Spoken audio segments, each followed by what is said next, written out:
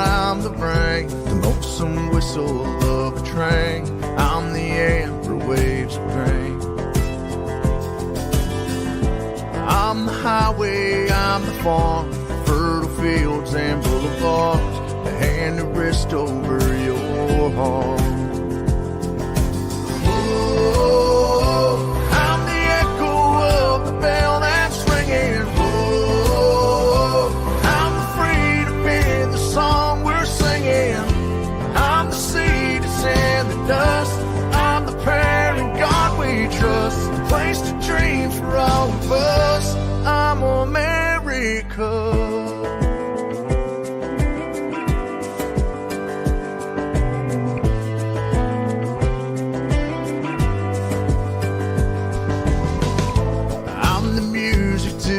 Dance, the open window to a chance, the place where courage takes a stance. All the colors that you see, the lights from 30,000 feet. Yeah, I'm the roar of victory.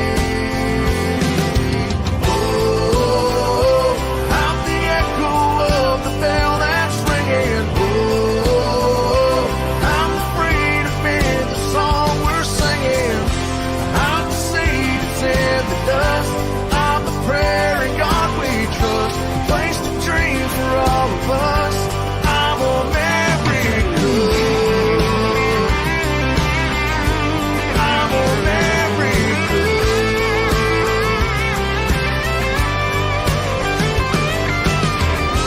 I'm the fathers, I'm the sons, I'm the footprints in the mud. I'm a shelter washed in blood. Oh, oh,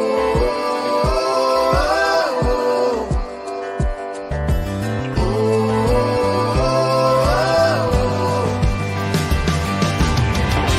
I'm the seed that's in the dust. I'm the prayer in God we trust, place to dream for all of us. I'm America. I'm America. I'm America. I'm America.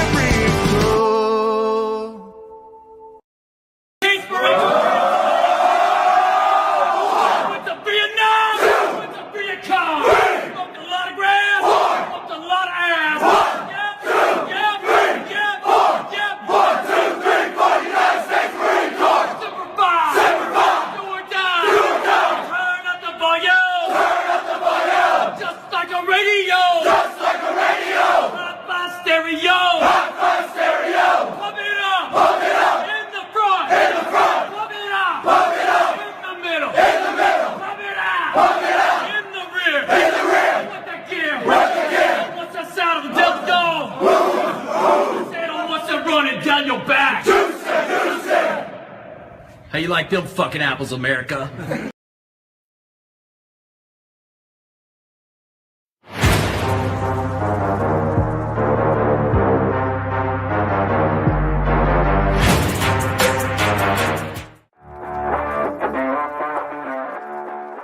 Welcome to HomeFront Sitrep. I hope you're in for a great show today, because I'm just a veteran talking about what's on my mind and maybe yours.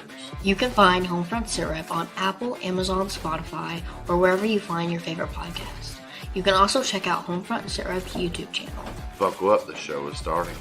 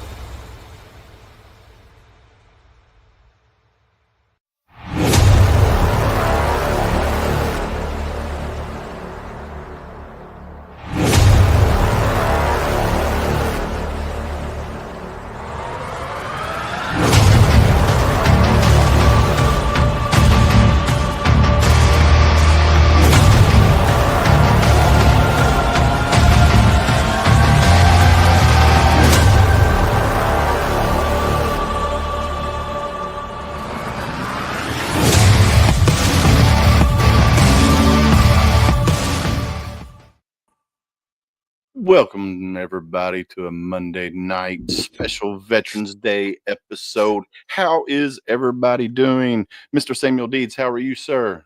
Good, man. Good. So you had a jump today. How did that jump go? We got canceled. Oh, man. Yeah, winds on the ground weren't bad. It was, I don't know, 5 knots to 8 knots, so not bad, within limit. But at 2,000 feet, 3,000 feet, 4,000 feet, 25 to 30 knots. So that's not conducive to good practice to get out in those type of winds. So for the safety of everybody, we called it. It was a beautiful day, blue sky, but just the Mother Nature and the winds, man. That the back end of that storm that came through yesterday is still here. My guys we had a team out in Philly jumping yesterday for their Veterans Day parade. And flying back last night, they had 45, 50 knot headwind coming back. They didn't end up getting home until like 9:30. They ended up having to make a stop halfway back to get fuel just because of how much fuel they were burning because of the headwind. Oh, man. Okay. I got Yeah. you. So how's everything on your end? Man, everything's good. I got to hang out with the wife earlier today. She was, of course, she's in the banking industry, and any national holiday, federal holiday, she gets off. So I was able to hang out with her today, and Well, at least her company, recognizes Veterans Day as a holiday. yeah, definitely. Well, I mean, I think all banks do most of the time. They're all closed because it's a federal holiday. So, which that's been a plus in the years because there's with me working at AT&T, we don't get Veterans Day off, so I have to work on Veterans Day, and it's amazing that the banking industry takes the day off. So luckily this year I was home and I was able to hang out with her. I mean, she woke me up at 07 this morning, said, "All right, time to get up, let's get moving." I was like, "Do we have to?" I was like, "It's man, that's what time I started rolling too, but I had an hour drive to work and get the gear ready. And fortunate enough, one of my teammates, the guy that was actually jumping today, already had the gear I needed pulled out for me, checked out, set aside for me. So all I had to do is show up, do our brief, and then go to the site. Heck yeah. But yeah, I mean, I got some great teammates, man. It's unbelievable. Last Wednesday night when I went in the hospital, we were supposed to have a jump on Thursday, and Wednesday night, 6:30, I'm heading to the hospital, and I called our director of skydive operations. I'm like, "Dude, you got to find somebody for me. I'm heading to the hospital. Don't know how long I'm going to be here." And within 15 minutes, it was covered.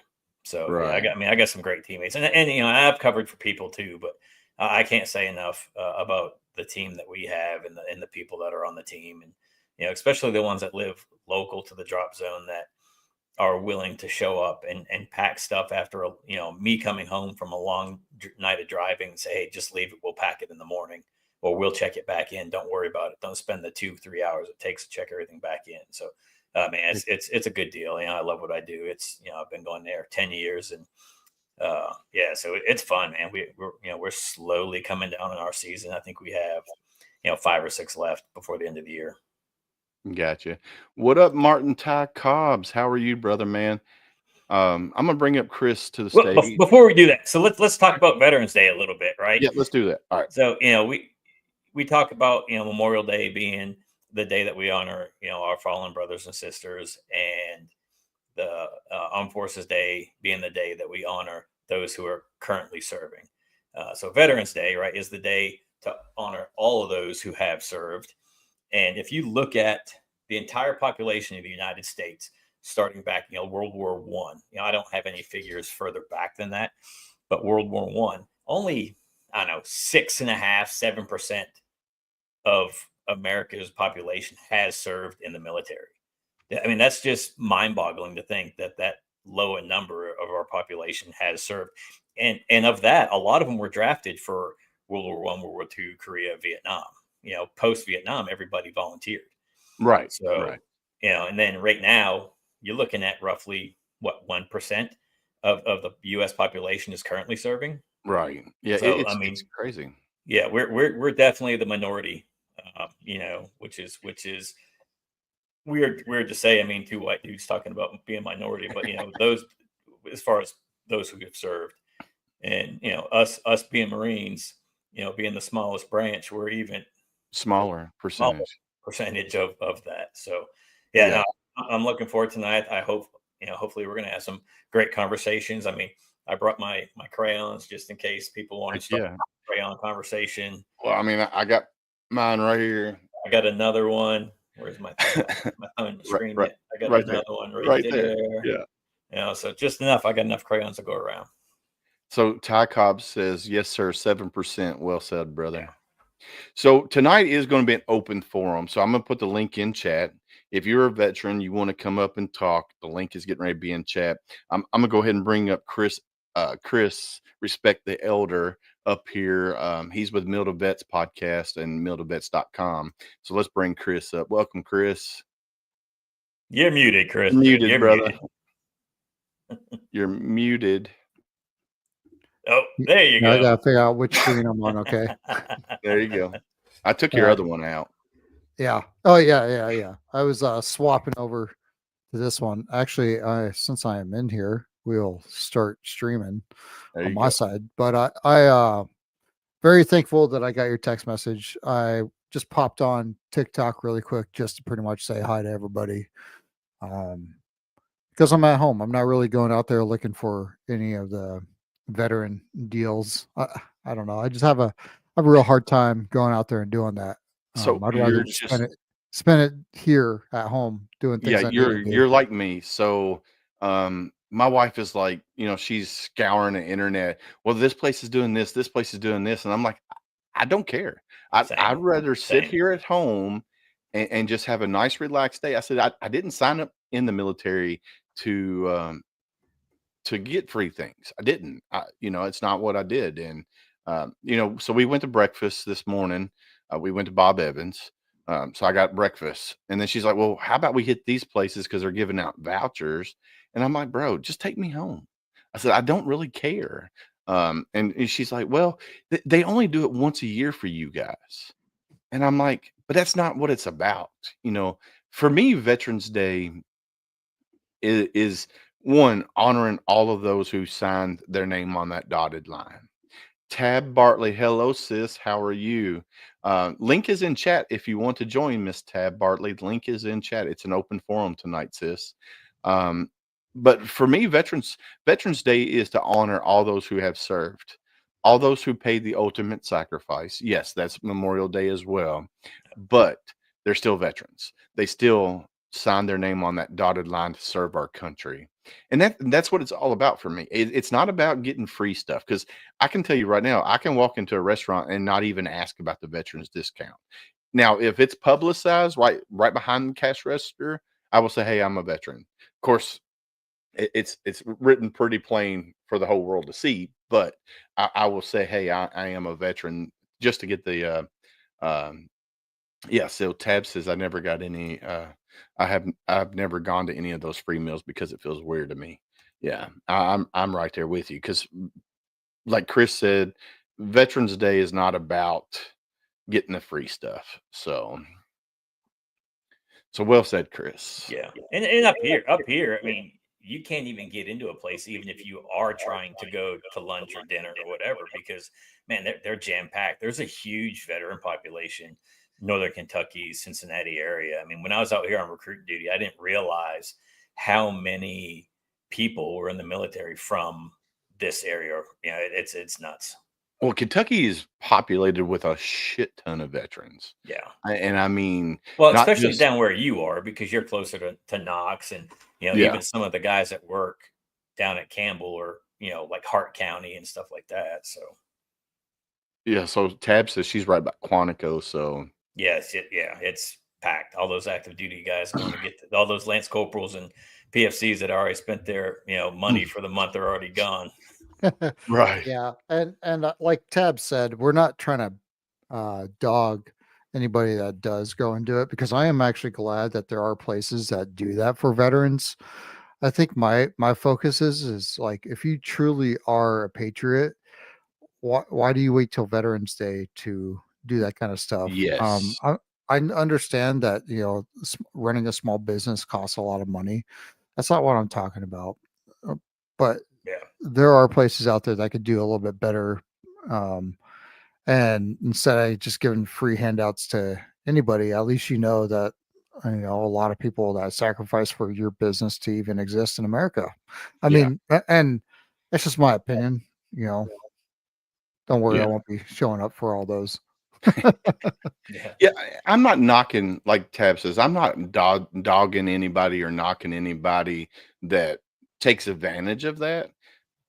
I mean, we all signed on that dotted line. We were able to do what we want. We fought for that right to do that.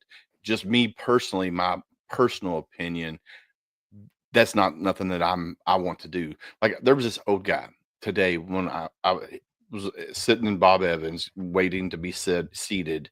This old guy, I mean, he was probably in his 70s.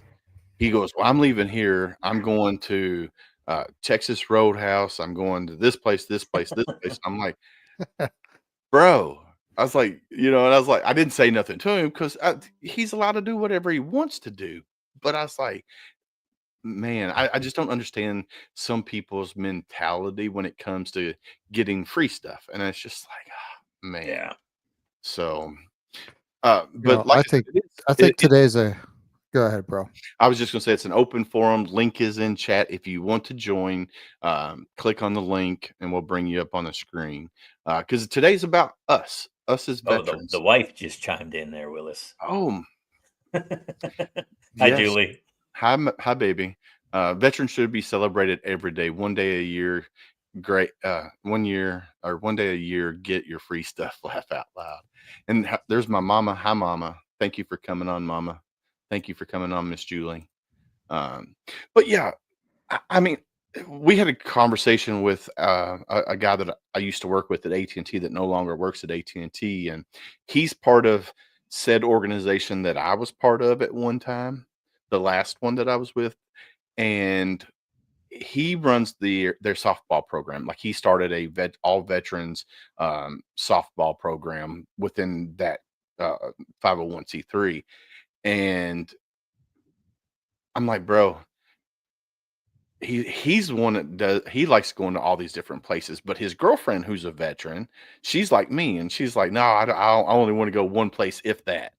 And so the wife and everybody was talking about it, and it was just a nice conversation. But it's nice to see that there's like-minded people where, oh, I don't have to go get all that free stuff. So Well, and all those places offer a 10% military discount anyway, yeah, any other day, yeah, right? So, I mean, my wife's like, "Hey, you forgot to ask." I'm like, I don't care. I mean, if I was struggling, right, yeah, I don't need to be going there anyway for the yeah, first place.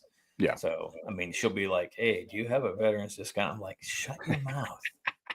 I don't care about that." Uh, my anxiety that I have with being around large crowds, I mean, super large crowds, going to a fully packed restaurant where you're standing nut to ass. Um, if you call me the wife again, I'm going to kick you. Sorry, um, Julie. um, if I have to stand nut to butt with somebody, I don't want to do it. I can't do it. My anxiety just kicks in and I get stressed out and I'm friggin' ready to explode. So yeah. No, Yeah, and I just looked at Tab's comment down here, and she's like, she has to validate herself too often, which, not just her, any female service member. I mean, I know there's a double amputee that came to our Warrior weekend, and she parked her vehicle in the handicap spot, and the guy's like, "That's reserved for the veteran handicap." I'm like, "Did he really say that to you? right. Yeah, does he not know that women serve too?" And it's like, yeah, come on, dude. It's not. I mean, even World War II when the nurses were serving, right? So we're past that. We're way Yeah. past that time, and I mean, they served during Vietnam. They served in, Korea, and every skirmish and conflict and peacetime activity since. Yeah. I mean, some of these people just need to get up with the times and realize that women serve too. Just because you're Yeah. parking into the veteran parking spot as a female, it doesn't mean that you're using your husband's privilege to park there. Yeah. True Patriot Outfitters, thank you for jumping on here and happy Veterans Day to you as well. If you want to join, link is right here in chat. Click on it, and we'll bring you up on the screen. Yeah. So Julie just brought up another pretty good point. which one? This one The here? last one Yeah. we should be past the point of making it. Yeah. Yeah. We're well past that. Like Yeah. anybody that does any of that in front of me, if I catch any of that, I'll nip that right in the butt. Yeah. I'm right there with Yeah. you. So let me ask you guys something. If you were at a VA clinic, not the hospital, but a VA clinic, and a veteran walks in, right? He walks in, he's got some paperwork in his hand. He goes up to the counter and he says, "Hey, I need to speak to my primary care just so I can give them my paperwork." And the person behind the counter says, "Well, you're not seeing your primary care today. You have to leave." What would you guys do? Yeah, I'd file a complaint with the VA immediately. Immediately. So a buddy of mine on TikTok, he was at the VA the other day. This 70-year-old veteran walks in with paperwork in hand, walks up to the check-in window.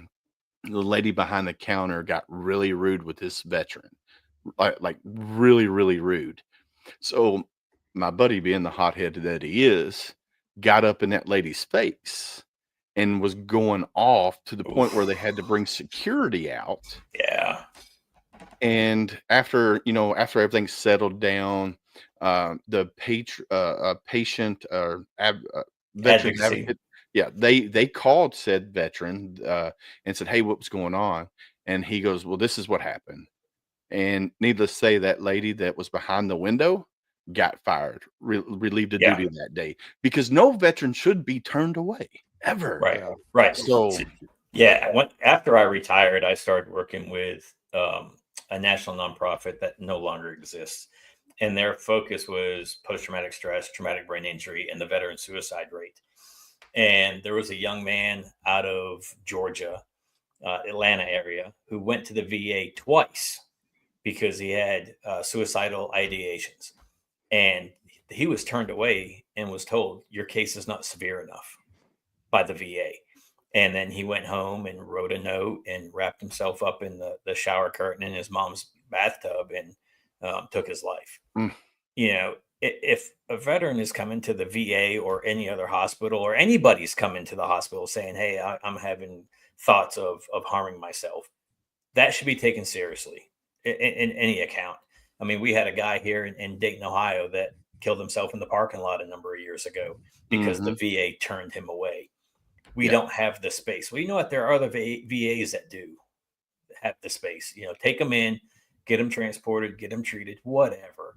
But I mean, it shouldn't be.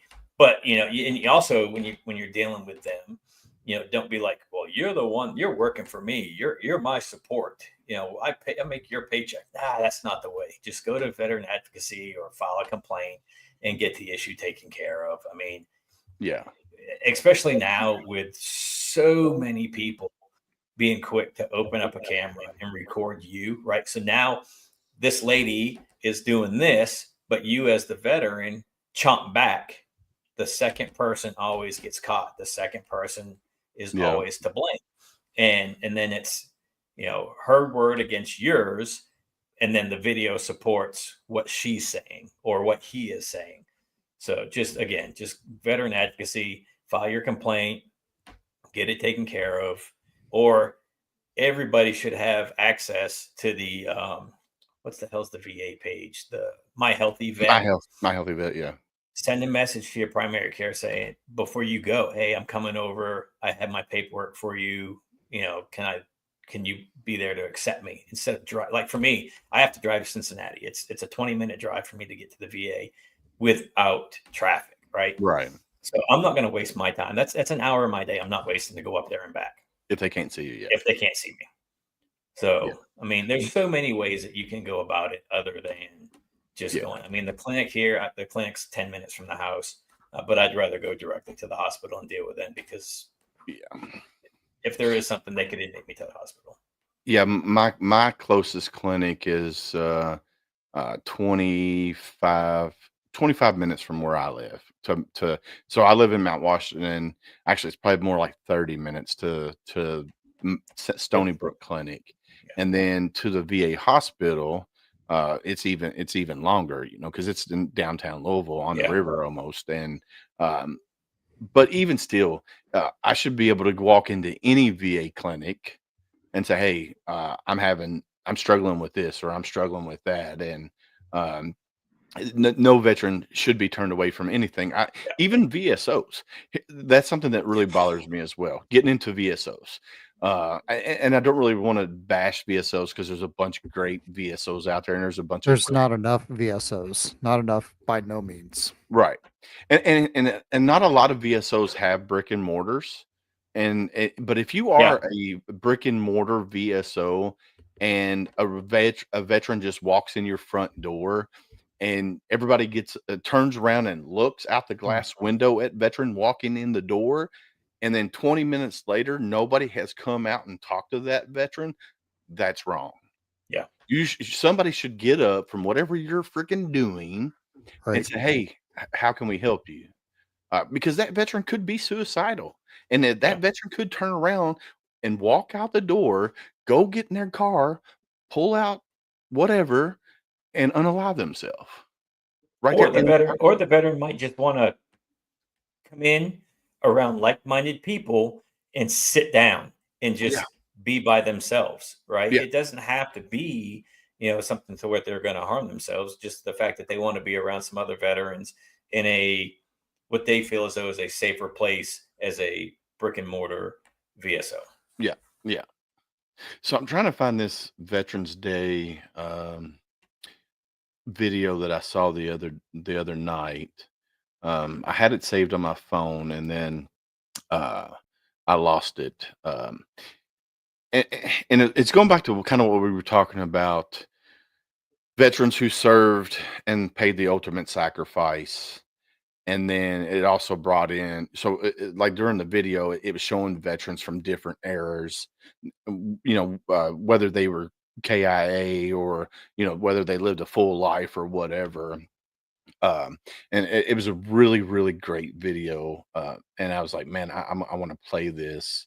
And now I can't find it because there's so many other videos that have popped up for Veterans Day.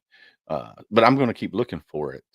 Um, but yeah, Julie says getting to the point where you ask for help is typically the hardest part. Access should Absolutely. begin at the front desk. Yeah, And absolutely is the hardest part. Julie will tell you, I'm not one that will ask for help um, at all, because I've always been so independent, and sometimes my struggles are my struggles. I don't want people to know what my struggles are. But you're Uh, married, so they're also her struggles. I know, And I you know, have kids, and they're also their struggles. I know, but then that goes back to that protector gene where I don't want them to know what my struggles are. Yeah, but you know what? So That went away real quick with me after I got blown up and could not do anything for or by myself. yeah, April literally had to wipe my butt after I went to the bathroom because I could not do it myself. mm, Half my body was immobilized. So that goes away real quick. I mean, even the other night, I'm going to the bathroom and I had my issue before I went to the hospital, and here I am, bucket naked, sitting on the toilet, and it's coming out the other end too. Like talk about being vulnerable. I mean, mm. no clothes on, and you've got it coming out of both ends. And I'm like, babe, I gotta go to the hospital. Yeah. And she's like, are you okay? I mean, you all right? I'm like, obviously not. It's coming out of both ends. Now get out so I can finish doing what I'm doing. Right, right. My mom says the same thing. She don't ask for help too much Well, that's either. where you get it from, Willis. I know, I know. I grew up in a small town, um, and I grew up, learning the value of hard work at a very early age. Yeah. I remember getting up and going milking the cows, and then getting done with that and going to school. Did that several times, and working on the farm, and whether it be chopping tobacco or throwing the hay up on the on the trailer or whatever. So I learned the value of hard work at a very early age. I'm still doing that. Well, you're West Coast. We'll give it to you a little bit. Yeah. Uh, But no, yes. So yeah, asking for help is the hardest thing. And then, Yeah. one of the things that we started here on Homefront Sitrep is hashtag be someone stranger. And what I mean by that is is that you're hiding in my closet? Yeah. yes, I'm having a real time. What I mean by that Come is out of the closet. we as humans, I'm not even just going to put it as veterans, but we as humans, we are more apt to talk to somebody who is a complete stranger than the ones we love the most. So if I'm somebody stranger and Chris is somebody stranger and Deeds is somebody Yeah. stranger, Sorry, we're going to Sorry. reach that one person. What did my wife say? She says now I'm going to have nightmares. Well, just don't have that image in your head, and you'll be all right. Well, she's got to keep. So There's so many stranger jokes coming in my head right now, and I. so our bed faces our bedroom door. So like our head, if we just raise our head up a little bit, we can see out our front door or our bedroom door. And then to our left, it goes into the bathroom. And then there's another door that goes into our walk-in closet. So Julie has to have the walk-in door, the closet door shut. She has to have the bathroom door shut. Mike, welcome, Mike. Yes, none of us veterans like to ask for help. Hell, we are trained to adapt and overcome. Agreed. Very much will agree with that. And Chris says he'll be right back. He's got to take care of some stuff. Yeah, unfortunately, we are instilled, especially Marines, because the way they break us down. Well, in I boot think camp. it's anybody that's in a high tempo operational force. Let's just not Yes. say Marines. I mean, yeah, they break us down to get the me-isms, I-isms, and all that stuff out of us. But Mike served in I think the Ohio Guard, and dude, he was gone. After I met him, he was gone all the time. So even as a guard unit, whether they were deploying overseas or here in the States deploying somewhere, I mean, that high tempo takes it out of you, Yeah. and you have to rely on yourself. I mean, especially as a senior NCO or a staff NCO or, whatever every other branch wants to call it. But, as a staff non-commissioned officer, you're in charge of you and your guys. So your guys' well-being and your well-being. Your officers don't look out for you. I mean, No, they don't. you you might have a company commander that will, but as far as that, your platoon commander really don't care. They care about the operational awareness and what's going on and when the deployment is and when's the next patrol going out and who's pulling security. That's all they care about. Right. Hey, Mike, if you want to join, I just put the link in chat. If you want to come up here and just hang out with this on your phone or whatnot, you don't have to have We don't need to see his mug on the screen. you don't have to have the setup like Sam and I got here or Chris, but we want to hear from other veterans and how their experience was in the military and how they celebrate Veterans Day and what Veterans Day means to them. Like I said, I have a strong passion for veterans because in my family, there's a lot of veterans in my family. And then I currently have a lot of family members that are serving. My nephew will be deploying in January. He's going to a hotspot. He's going over as a QRF. So it makes you wonder, it makes you think, hey, I already know what he's going to go through because we've been there. I've done that. Yeah. And for him to go over there, now granted, hit the spot that he's going, I didn't get to go where he's going. Let's just say it starts with an S. That's all I'm saying. And it's a real hot spot. And I know what he's getting ready to go through.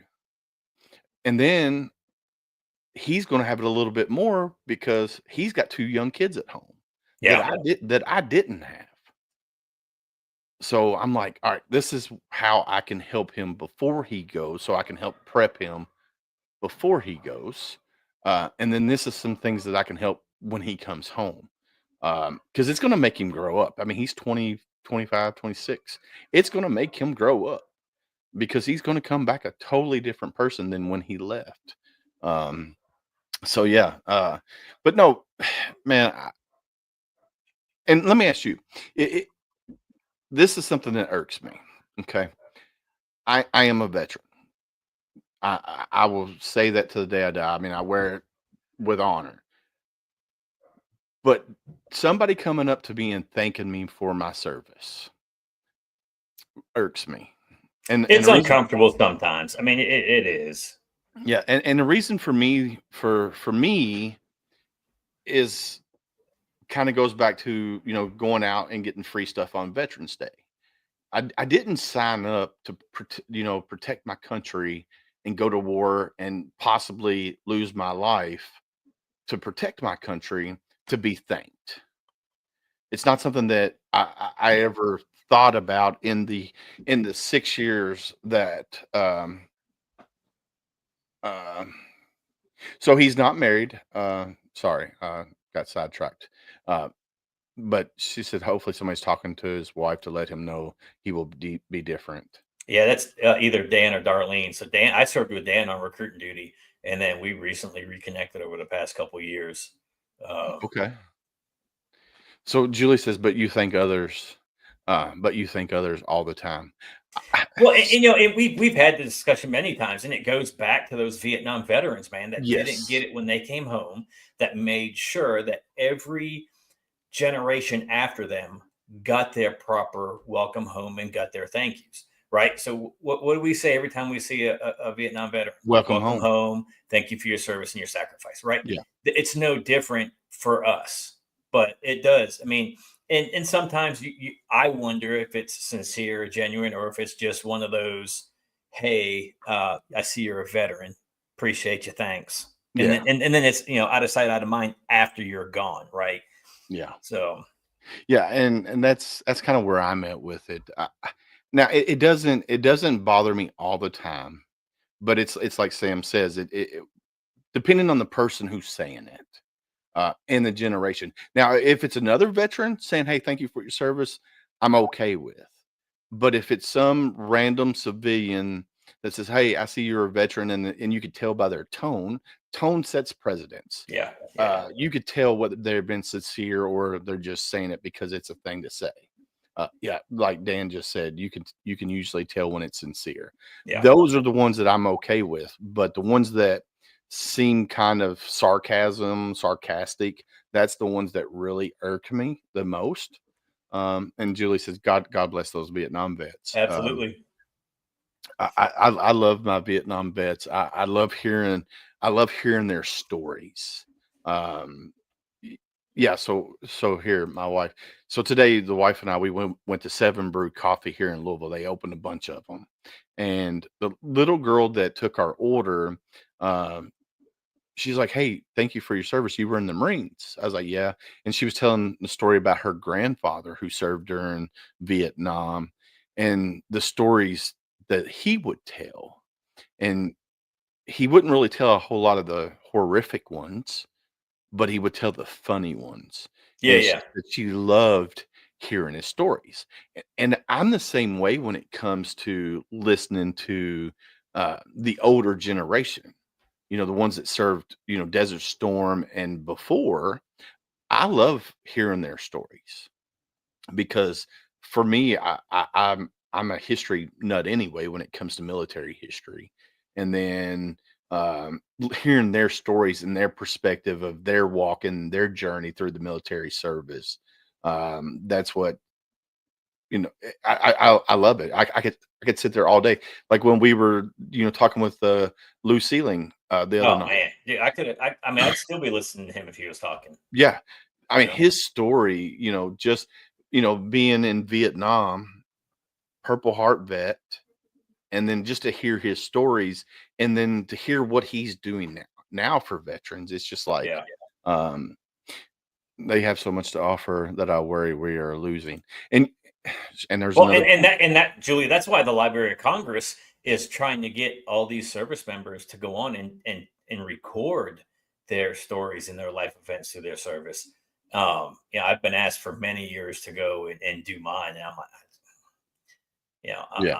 I don't feel as though I'm at that age where I need to do that yet. But after this, well, no, after this issue with the hospital the other day and having this, stricture in my bowel, if I have another one and don't catch it, I could die. And that story is not out there. My life events aren't out there. Even though, there's a lot of documentation on me out there and a lot of videos and everything else. But, for me to have it for my kids' kids or my great grandkids, if they decide to have kids, and carry on my last name. But, because some of this stuff, the paper will be gone. Half the stuff on the internet, they're like, oh, the internet's forever. I mean, there's stuff that was published 3 or 4 years ago that I can't find anymore because organizations shut down and they deleted their whole file, right? Yeah. So, I mean, I'm sure it's out there somewhere, but, if you don't have it recorded on your phone or saved on your own personal stuff, you're not going to get it.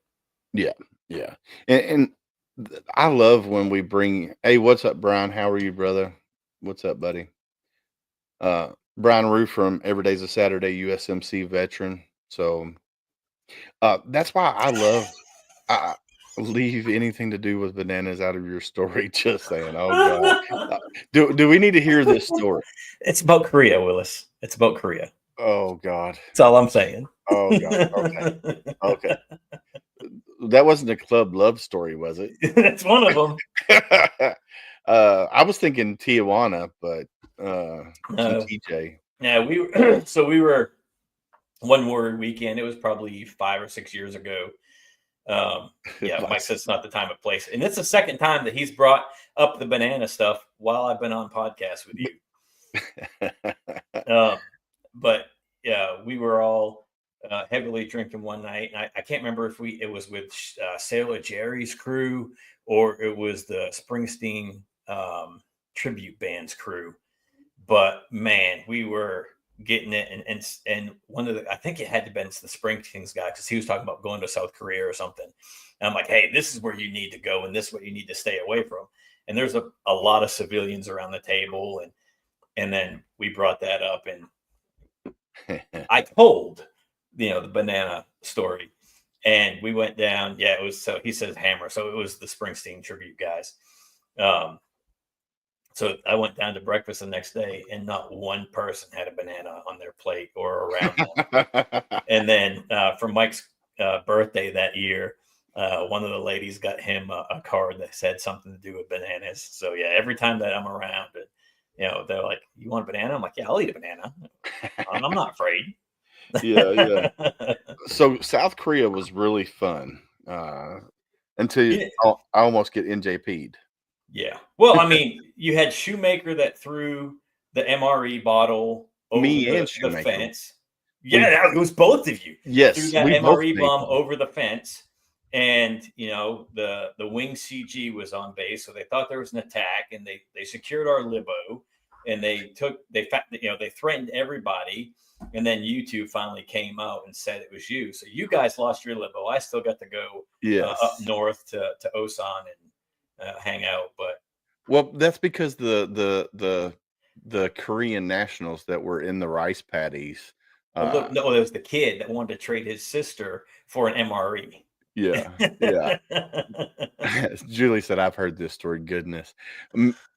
But they came up to the front gate and complained. And then that's where we got into a lot of trouble, is because the nationals got upset with us. And I think what was going on, Full Eagle or something. So we had 2-8 was there. We had some CBs that were there. Yeah. And then we had an air wing unit and I think another infantry. I mean, the base was packed. Even the overflow caps were done because they were getting ready to kick off Full Eagle before we took off and went back to Okinawa.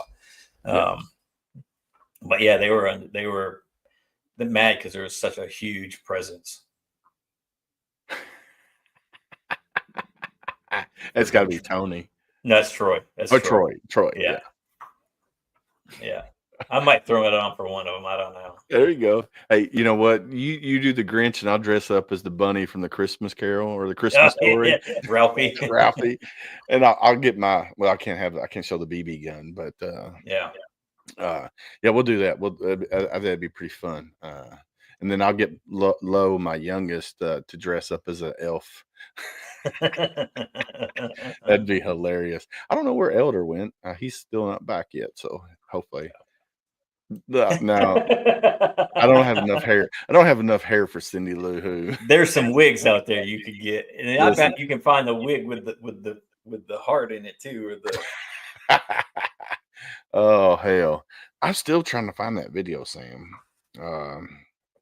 It was a freaking amazing video. It was only like maybe 8 minutes, and it was just amazing how they put it together. Yeah. Um, Is it a new video? Is it an older video? no, it was from this year. It was from this year that some an organization put out, and I can't.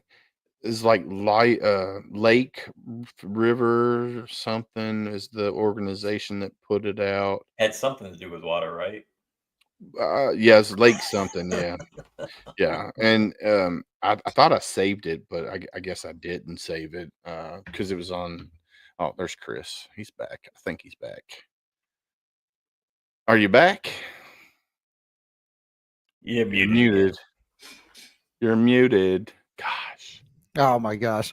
All right, yeah, I had to Rookie. go get food made for my kid Hey there. because No. I'm the solo parent at night.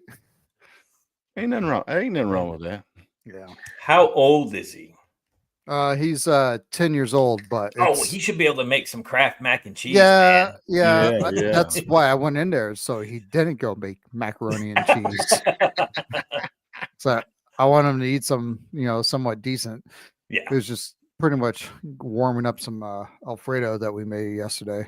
I'm hoping the wife decides to order pizza for dinner tonight. Yeah, that's what I'm hoping. I'm hoping that she's ordering some pizza for dinner. Why can't you order pizza? You're a 'Cause I'm on the grown man. I'm on Yeah, the but you can No, still. you can do that online, bro. Just go to Yeah. Domino's.com. Well, I know, but she's got to go. Start filling so out she- the thing. Oh, well, she she's gotta got to go. She's got to go pick Lo up from work, and she's got to go pick G up, so she can order it on the app and then just swing by and pick it up on her way back home. So, Do you have Papa John's where you're at? yes, that's what Oh, the app man, I'm yeah. talking about. Papa John's is the best pizza. It really is. Yeah. So I'm gonna tell you a story. I used to love Domino's because like Domino's was all the rage back in the early '90s, right? But even then, that's all that was on base. So that's all we could eat for pizza. Unless you had, what was the one out in town? Was it Jet? The one It wasn't with- Jets. Didn't you deliver pizza City? for them? No, I didn't. Remember they used to out off That was in Gun the Branch, or- mall, the big ass pizza. I Yeah, yeah, remember yeah. it, but I don't remember. But Jet's pizza's good. Don't get me wrong. I love Jet's pizza, especially the deep dish. But no, so we were at School of Infantry. It was one of the weekends where we got to go out in town, and I was in the hotel room. Of course, it was right after like we were in the field for like the whole week, and went out in town. Got a 6-pack of beer or whatever it was. Ordered pizza to the hotel room, and they brought it to the hotel room, and somehow it got goat cheese put on it. Oh, And it was like the most Yummy. disgusting pizza I ever tasted. And I have Was never it sour goat cheese? Oh, I it was mean, nasty, bro. It not was all just- goat cheese tastes like that, though. It's Yeah, probably no. just bad. we had a guy when I was in the air wing. He was one of the instructors for the air crew guys, and he made his own goat cheese like spread. And he would bring stuff in. He's like, Sam, try this one. And he was a retired Marine. And he, like Christmas year, he did a chocolate, he did a peppermint, he did some other stuff. I'm like, I don't like that one. That one's not bad. But he had a jalapeno goat cheese that was the best I mean, cheese spread. jalapeno. I'm Yeah, sold. it Let's was go. phenomenal. But yeah, I mean, he had a fridge stacked full of it. You put I just $5 got a in. fresh full pack of TP at home. So Dang. But yeah, ever since then, I have never went back to Domino's because I was just like, bro, this sucks. Yeah, I was like, nope, never again. Let's see. So I typed in now, like I put Veterans Day 2024 and I put Lake at the end. So it narrowed my search down to not as many videos still now there is the 2024 Kentucky Veterans Day Parade, which we just had on Saturday, November 9th. I think it was our third or fourth annual um, Veterans Day Parade because there for the longest time here in Kentucky, they didn't do Veterans Day Parade. They did away with them. And even DC just started their Veterans Day Parade again. After a long hiatus, and it's only been 2 years. So I've seen videos about that and stuff like that. And so next year, the city of Shepherdsville is doing something really amazing. Uh, they're going to have a Vietnam Day parade for Vietnam vets on Vietnam Veterans Day. Oh, so So yes, that's nice. yeah, See, it's that's cool.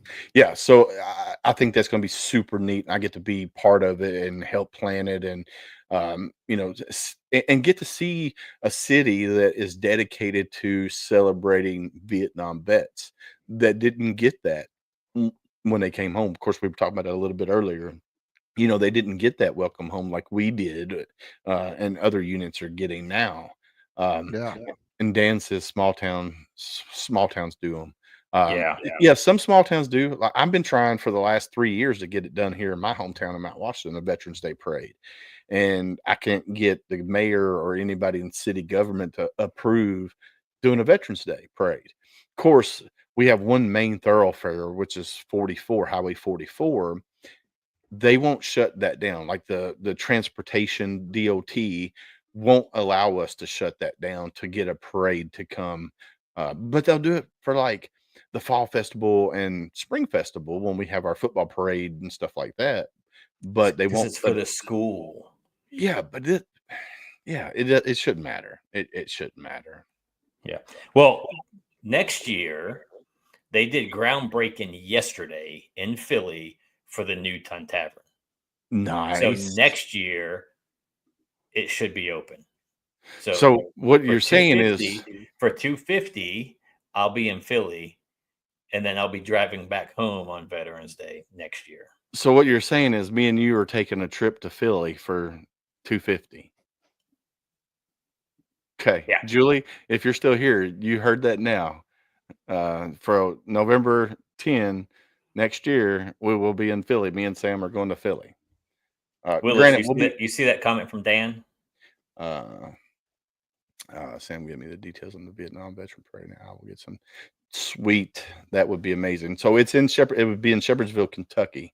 But Yeah. that So would, he was like the program specialist for a while at RS Louisville, but I think he was at Louisville or Louisville North. I can't remember, as a recruiter for a little bit before he got brought up to headquarters. So nice. he's familiar with the area. Okay. All right. Yeah. So it'll be in Shepherdsville.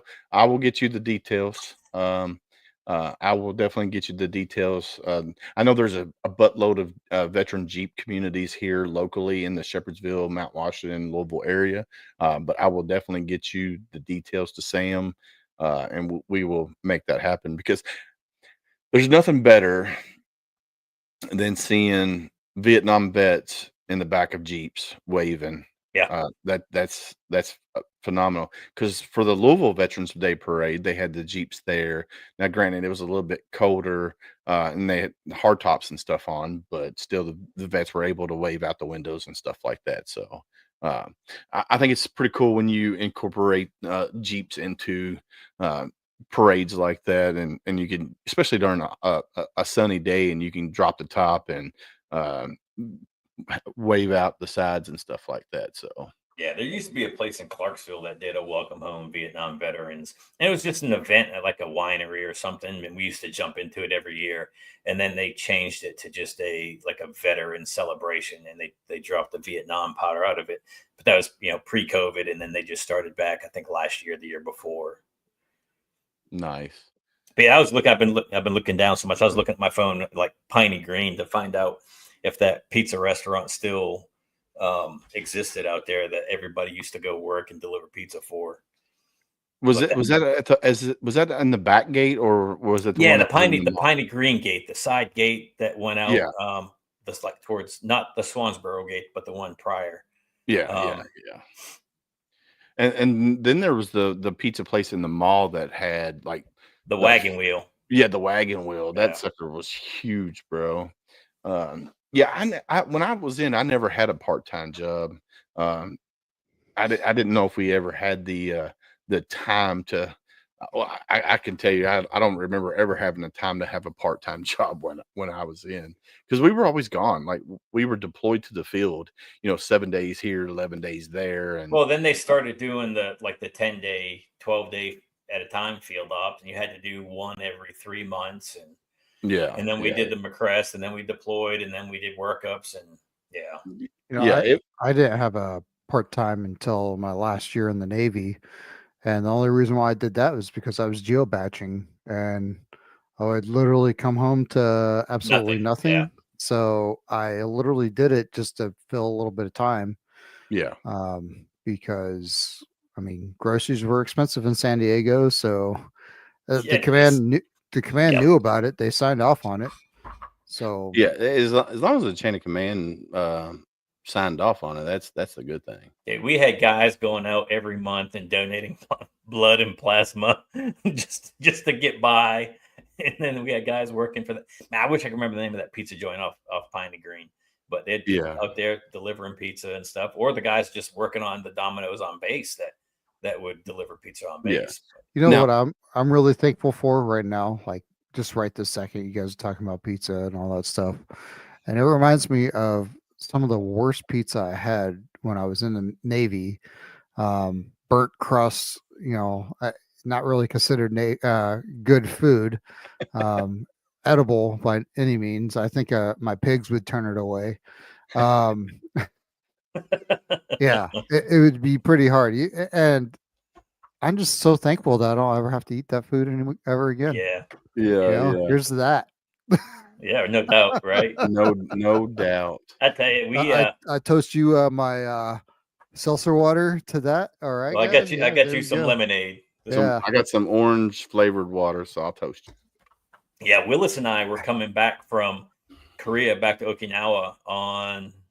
Hold on. What boat was that? Hold Was on. it the Fort McHenry? Yeah, the Fort McHenry. Yeah. I had to look at my coin board. So we were coming back on the McHenry, and we celebrated the Marine Corps birthday / Navy the Marine Corps birthday and the Navy birthday on the McHenry, and we got steak and lobster. Yes. And man, we had rough seas, and we're eating like this because stuff was sliding off the tables and hitting the walls and everything else. Man, we had so many people get sick, during that trip. But yeah, Did you get extended after that steak and lobster? right? No, we got dropped off. We got dropped off in back in Okinawa, and then the Mew jumped on board. A North Korean sub popped up near South Korea, and we were like halfway back. So they were thinking about turning us around to go, but we weren't mission capable. So they jetted right straight back to Okinawa, loaded up the Mew, and they went back over. Oh, and that was a rocky son of a bitch too, going back Yeah. that. Oh my God. Yeah. What was the boat when we went to Rosie Roads from, was it Cherry Point or no? Where did we left? Yeah, it was it was so that was during the recall. That's when down in Viegas when the squatters were sitting down on the island. Yeah. What was the name of the boat? Do you remember or ship? I say boat, but it's a ship. For the life of me, I cannot remember the name of that ship that we were on. Where was it at? So it went right off the coast of Puerto Rico. Yeah, so we pulled into Rosie Roads, which is down in Puerto Rico, the naval base in Puerto Rico. But it went from North Carolina down to Rosie Roads. And how long were we? I mean, we were there. Moorhead, yeah, it went from Moorhead, left out of Moorhead and went down. And I just can't remember the name of the ship. Yeah, that was during the workup. I was gone. They shipped me to LAR by then because I didn't go on the float. No, it was that's before I left to go to 1-8. So you were still there. No? Or maybe it was when I first went to 1-8. I don't know. I can't remember because I know I did a med float with 1-8. And that was in 2000. Yeah, I switched from 2nd Battalion 8th Marines to 1st Battalion 8th Marines in 2000. So you might have already been gone. I went to LAR in 2000. Okay. So yeah, September, I think. August, September. But see, because 2-8 did a CAX after I left. They didn't go on a Yeah. med float. So after. I went to CAX, and as soon as I got back from CAX, they moved me because I didn't extend for their med float because Okay. they replaced 1-8. That's right. You're right. They did. They did replace us. That's right. Okay. I'm just trying to remember because we went from North Carolina to Rosie Roads, and I for the Yeah, life you of guys me, would have gone out of Moorhead yeah, and then loaded up in Moorhead and then gone down to taking the coast down to yeah, yeah. We over to went all the way Groveport. down to Rosie Roads, and we spent like 2 weeks, 2 weeks or something Yeah. during that little trip. But and I can't remember the name. Like I can Yeah, remember the Fort McHenry, the USS Nassau, but I can't remember the boat that we rode on. Going down. And then Julie says, "Here, look, Chris and Sam's." was it the Kearsarge? Was it 3 LHA 3?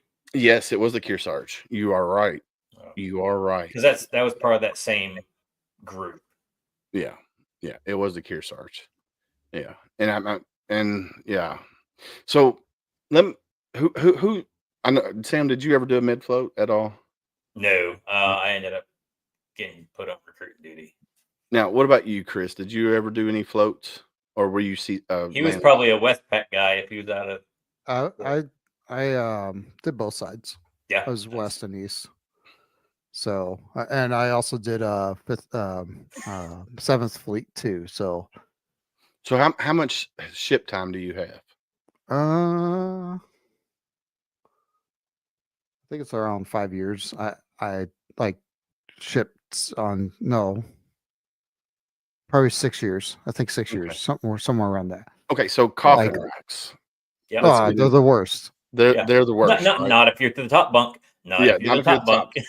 No, okay. It depends where that top bunk is because True, sometimes you don't get the good end on that one. But Yeah, sometimes here's you the get difference between the sewer tubes and everything that go over Yeah. your head. Yeah. Yeah. well, here's the difference between the Navy coffin racks and the Marine Corps Navy rack or coffin racks that we had. We basically had shelves. So like your coffin rack, you could lift up your mattress and you have storage underneath of it, right? It depends where you're at. It depends on the ship. Not Okay. every single one of them are like that. Yeah, not every But yeah, berthen's like that. Yeah. So I had a Marine. I'm not even going to say his name. That refused to take a shower, refused Oh to my take a goodness. bath, refused to do his own laundry. Dirty bird. Yes. So he would stuff dirty, sweaty socks Oh my underneath gosh. of his mattress. So here I am. I'm Corporal Willis at the time. And, so NCOs had our own little berthing pod. Our Lance Corporals and below had their little berthing pod.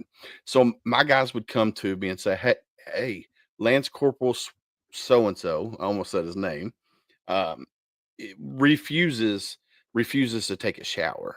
He's got dirty clothes underneath of his rack. So Nice. I pull him off to the side into a little small secluded area and said, hey man, what's going on? Guys are complaining saying, hey, you're refusing to take a shower. You got dirty clothes underneath your mattress. He goes, oh, nothing. I'm taking baths. I'm taking baths.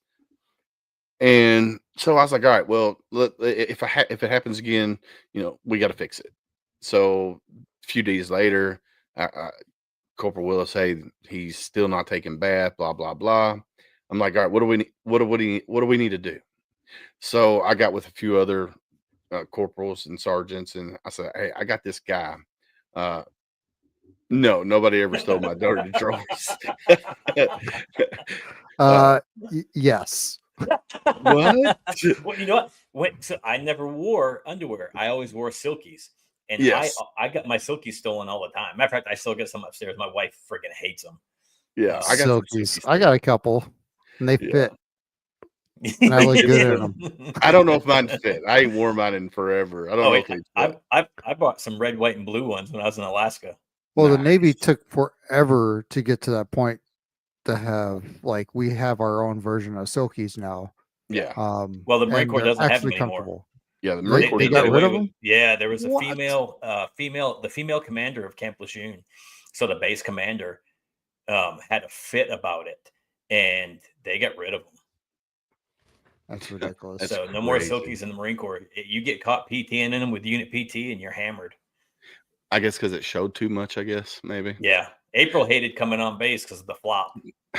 During in the morning during the PT, she's like, "I'm not going on base." She goes, "All you see Oh is hell. that thing just going all over the place." I'm like, "Then why are you looking? You shouldn't be looking." So getting back to Lance Corporal so and so,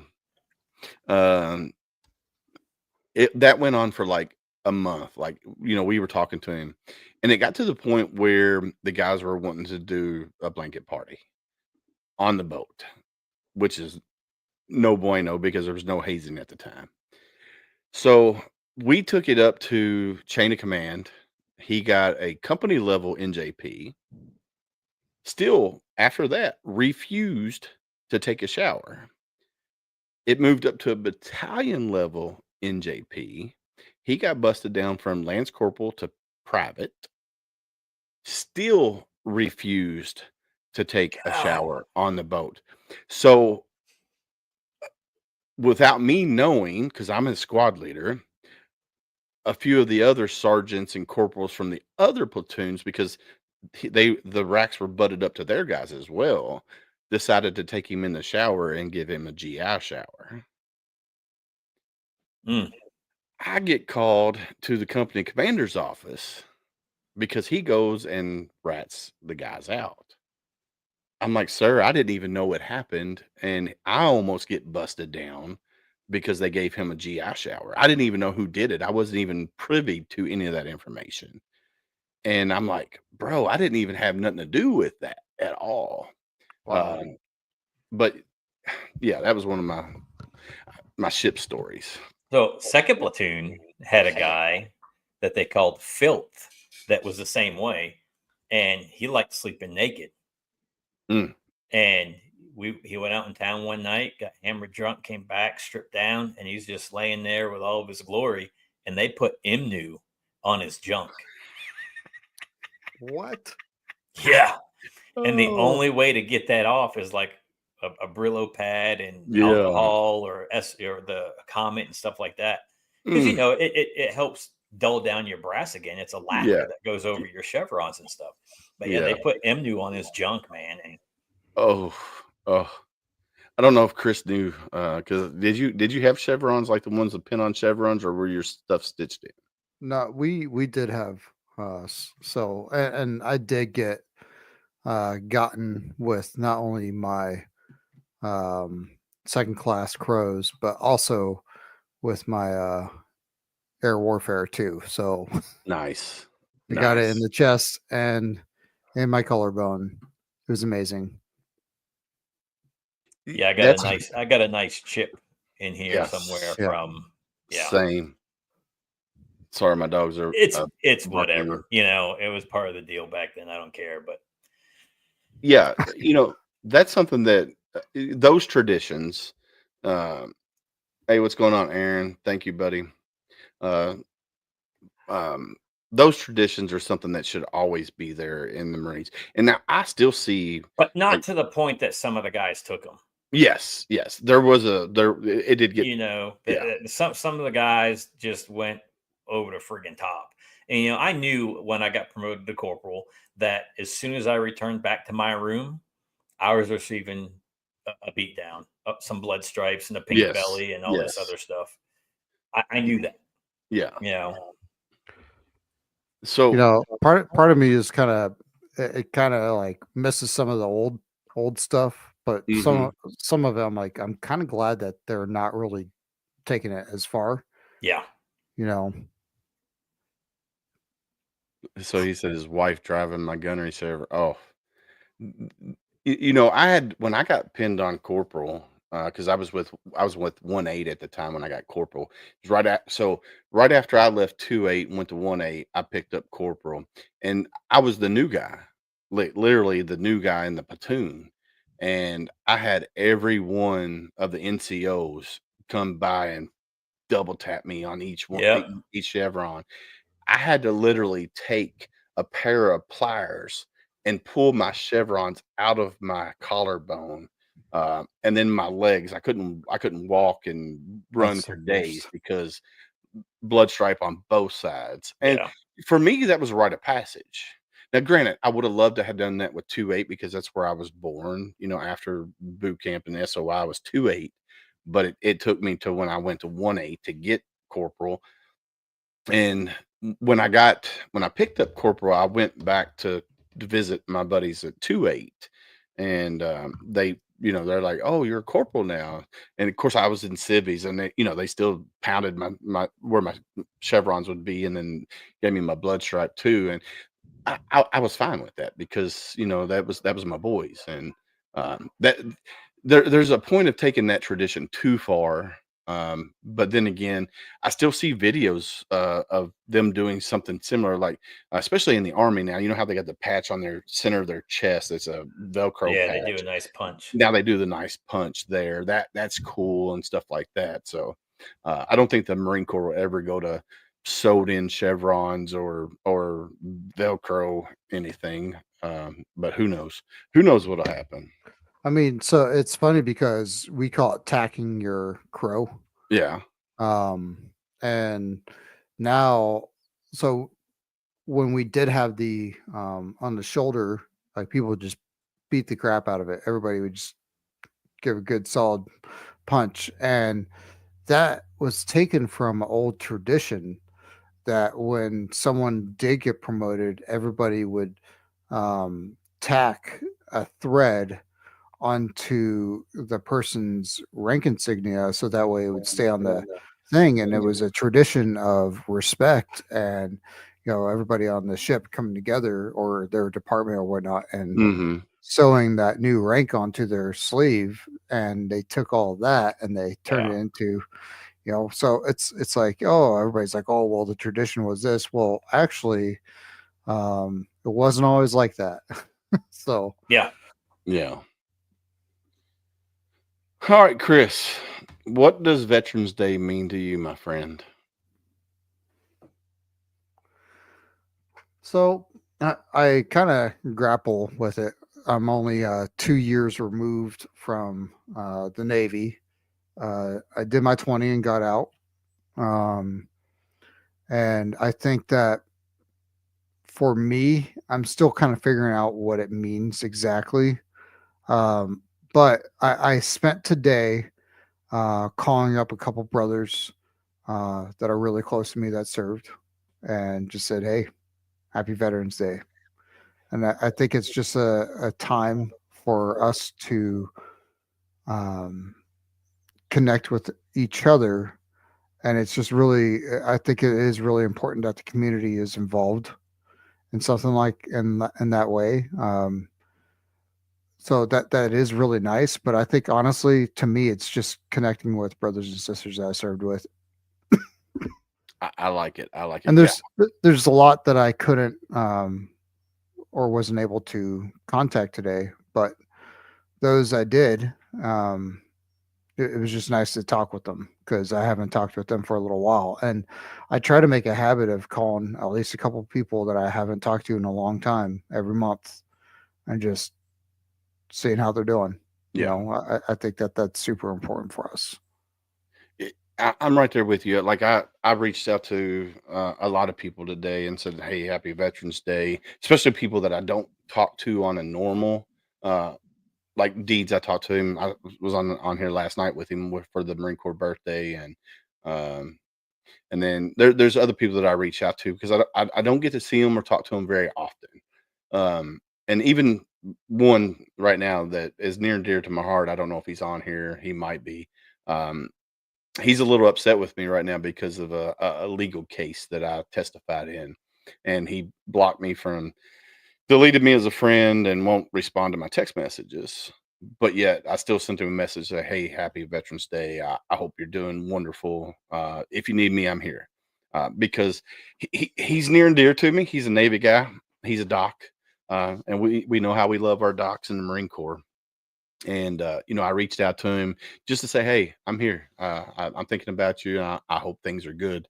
Um, Veterans Day for me, uh, it's a time of remembrance for me as well. for one, the soldiers or Marines that we lost, that we served with, and then the camaraderie of the community that that is out there, because the veteran community has helped me deal with my demons over the years. It hasn't eliminated the demons, but it has helped minimize. So for me, as a veteran, yes, it's a day to reflect on all those who served. That's kind of where I was getting at as well. Thank you, Dan. Um, Family that served, that is serving, and the community that we have built. And it's very special to me. It's near and dear to my heart.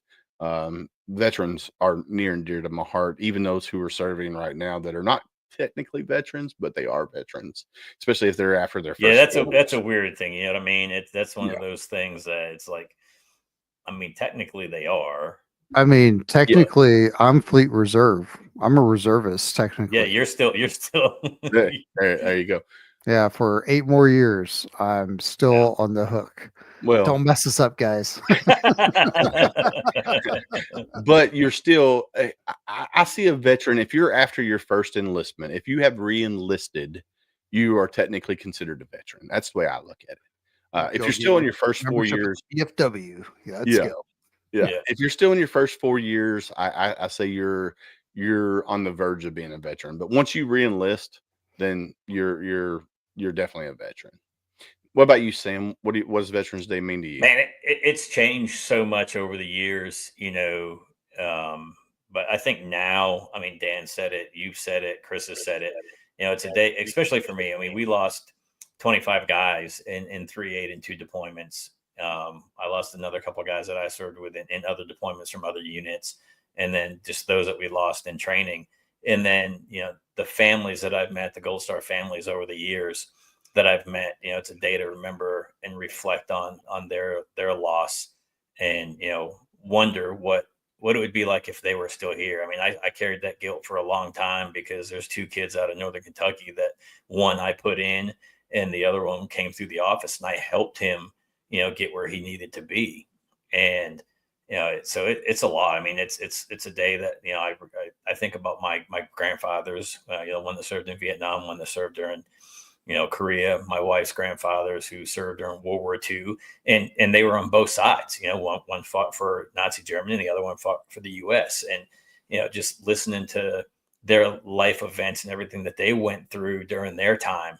And, you know, April's parents, or, you know, uncles and her dad, they really didn't know anything of Grandpa Beck's military service until I showed up at her brother's graduation in uniform, and then he started opening up. And, you know, the things that we heard from him of, you know, like, you know, being surrounded, his unit being surrounded, and he went home for Christmas and he had to paratroop back into Russia to join his unit, and being a POW for so many years, and being, you know, 3, what would be the equivalent of 3 Purple Hearts. And they all happened on the same day within the same hour, a year to the date apart from each other, you know, or you know, what rotation he was on. yeah, right. Or him fighting against the Russian, you know, banshees, as he called them, but that the grade of females that the Russians had. So it's a day to me to reflect on all those stories and life events that I've heard from my families. And, you know, Lou listened to his stuff the other day and think, you know, we have truly lived history. Yes. You know, our kids will be learning of Iraq and Afghanistan, you know, and everything in between. So, you know, one day it's going to be that, you know, hey, that one Deeds dude, did you hear about that guy? You know what I mean? And so it changes for me every year of what I think it is and what it should be. But, you know, you know, the day to honor all those who have served or are currently serving in our nation's military, that those 7%, Yeah. that said, I do solemnly swear to uphold, you know. Mm-hmm. So So that's what, I mean, that's dude, to realize that you're such a part of a small group of people that rose their hand in the air, signed their name on the dotted line, the solid line, whatever. I will support and defend the Constitution of the United States against all enemies, foreign and domestic. To the day we die. So, So the wife and I, like I said, we went to Bob Evans for breakfast, brunch, whatever you want to call it. And I was sitting there and I had my back to the windows and I was looking at the restaurant so I could see everything. Right. And we were just sitting there and all of a sudden I just went into the 1,000-yard stare. And she looked up at me and she said, "Are you okay?" And I said, I'm just thinking, about people. And of course she knows. And it's just, sometimes we get that way where we get into, we're thinking about things and putting things into perspective. Especially 22 a day. That's what keeps me up at night, is missing that one. I could be talking to a group of veterans, and it could be 20, 30, whatever, however many people. And when I get done talking, I get that one veteran that comes up to me and says, "Hey man, what you said really resonated with me, and it helped me." But what about the other 20 or 30 people that were there? How many people did it resonate with? yeah. And how many of them did it not resonate with? And that one is what scares me. That one is what keeps me up and keeps me from sleeping at night. My wife will tell you that I will sit out in the living room until I fall asleep because I can't fall asleep. Like I can't go to bed at 9 o'clock and lay there and be asleep. I will toss and turn and toss and turn. But I'll go out in the living room and I'll sit on the couch and I'll be up to 1, 2 o'clock in the morning because I can't fall asleep, because I'm thinking about that one veteran that is out there that's struggling, whether it's drug addiction, alcohol, mental health, whatever their ailment is. Yeah. We are here for you. This is this right here, Sam. You said it right there. We are here for you. You are not alone. Reach out. 988-1 if you're a veteran. You can look them up online. You can chat with them online. You can text them. If you don't like the person you're talking to, hang up, call back, get somebody different. You are not alone. We all have been there. Some way, some form, some fashion. We have been there. We know what you went through. Reach out to Sam. Reach out to me. Reach out to Chris. Reach out to somebody. Be this. Let somebody be this. Let somebody be your stranger. That's what we need. We need. I'm really trying, man. Come on, bro. I was there. Yeah, I had it. Be somebody's stranger. Let somebody be your stranger. That way you can open up and tell them, "Hey, this is what I got going on." Because we as humans, and especially veterans, we are more apt to talk to a complete stranger than we are the ones we love the most, the ones we hold dear the most. My mom, hopefully she's still not watching, She's still not watching? hopefully she's not watching. My mom don't know half the shit that I did in the Marine Corps. I don't want my mom to know what I did in the Marine Corps. My wife didn't know a lot of the stuff I've done in the Marine Corps until I started this podcast and started talking to other veterans. That's why we, as veterans, have to be there for our brothers, our sisters, regardless of what branch you served in, whether it's Navy, Marine Corps, Army, Coast Guard, Air Force, Space Force. We have to be there for them, regardless. And then Dan says right here, I have told strangers things I have never told my family. Yeah, But it's that anonymity behind whatever you say, they're most likely never going to see you ever again. Yeah. That stranger on the train effect, Yeah. Yeah. Well, and and I that. told Willis, I told Willis the other day, it was on one of the other podcasts that we did, and it's like you have a certain image that your family holds you at, right? A certain hero status or whatever you want to call it. And the more you open up, the more vulnerable you get.